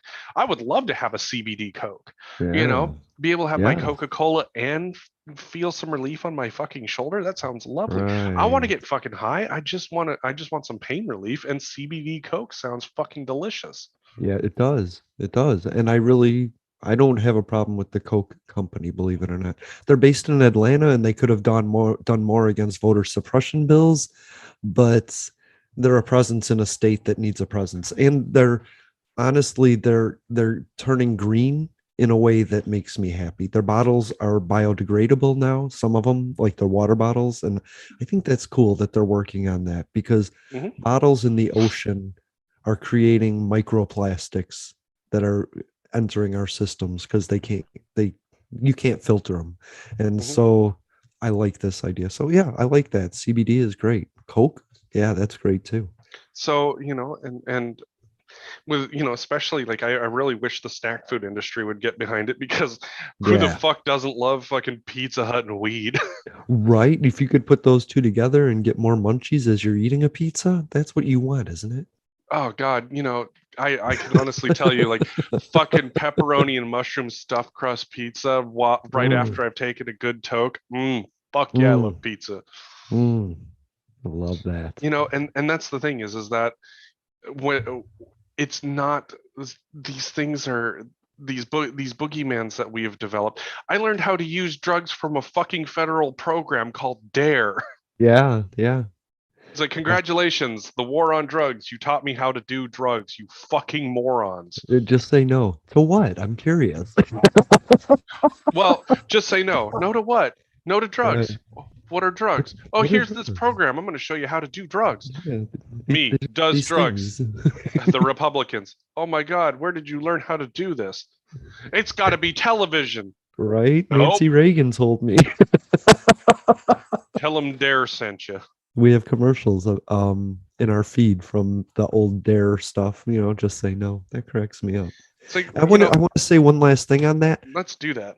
Freedom shouldn't be negotiated.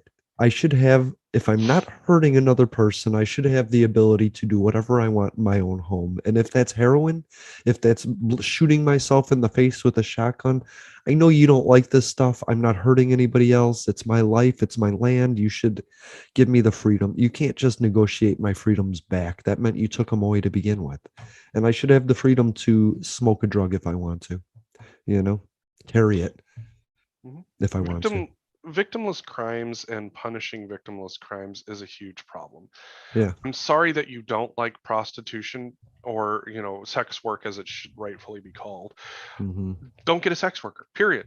That's right. But don't judge somebody that does.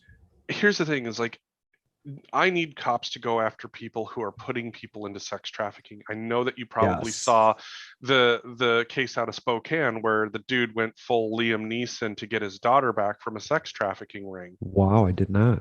Look that up. A guy in Spokane got he's been charged with murder, $1 million bond. His underage daughter's 19-year-old boyfriend sold her into a sex trafficking ring, and he went full fucking Liam Neeson and Taken to get his daughter back and killed the boyfriend. So the thing is that when it comes to sex trafficking, when you have legal places where people can register to do their own sex work and have their own standards to make sure that they're healthy, that they're taking care of themselves as well as the clients. You have legal tax-paying citizens, and there is no victim when both people are getting what they want. Right. As long as that person that is supplying the sex work is not being trafficked by another individual. Yeah. And that's where, you can regulate it the way that you want. Of course, you can have conversations about what regulation looks like. Definitely. But a sex worker can't report a crime committed against them because they themselves are a crime. Exactly. And that's where this becomes very easy to actually fix. And it takes policing resources that are being used to bust this shit and actually work on violent crimes that are actually occurring. We have to stop punishing victimless crimes. Whether you like what's happening or not up to you. Mind your own fucking business. Mind your own business. Just lose the judgment. You don't have to think more about you and less about me. Don't worry about what I'm doing. Exactly. I don't worry about what you're doing. I love you, Jeffrey. Love you too. Thanks for being here. We'll see you all next week, and goodbye. Yay. All right. Awesome. So is it next week you wanna? I don't know what the dates are. No, it's week after. Okay. The week after is Thanksgiving. Next weekend, next weekend I'm around because I'm gonna be Saturday is busy because it's the big our big school rivalry football game, and so on Saturday, so my buddy and I are gonna go hit a couple of bars before we go watch the football game. Okay. I like that. But yeah, Thanksgiving weekend is what I'm thinking. It's like let's just let's have ourselves some time off. I'm perfectly okay with the best of. I love that. All right. Thank you, Jeffrey. You have a great day. Bye.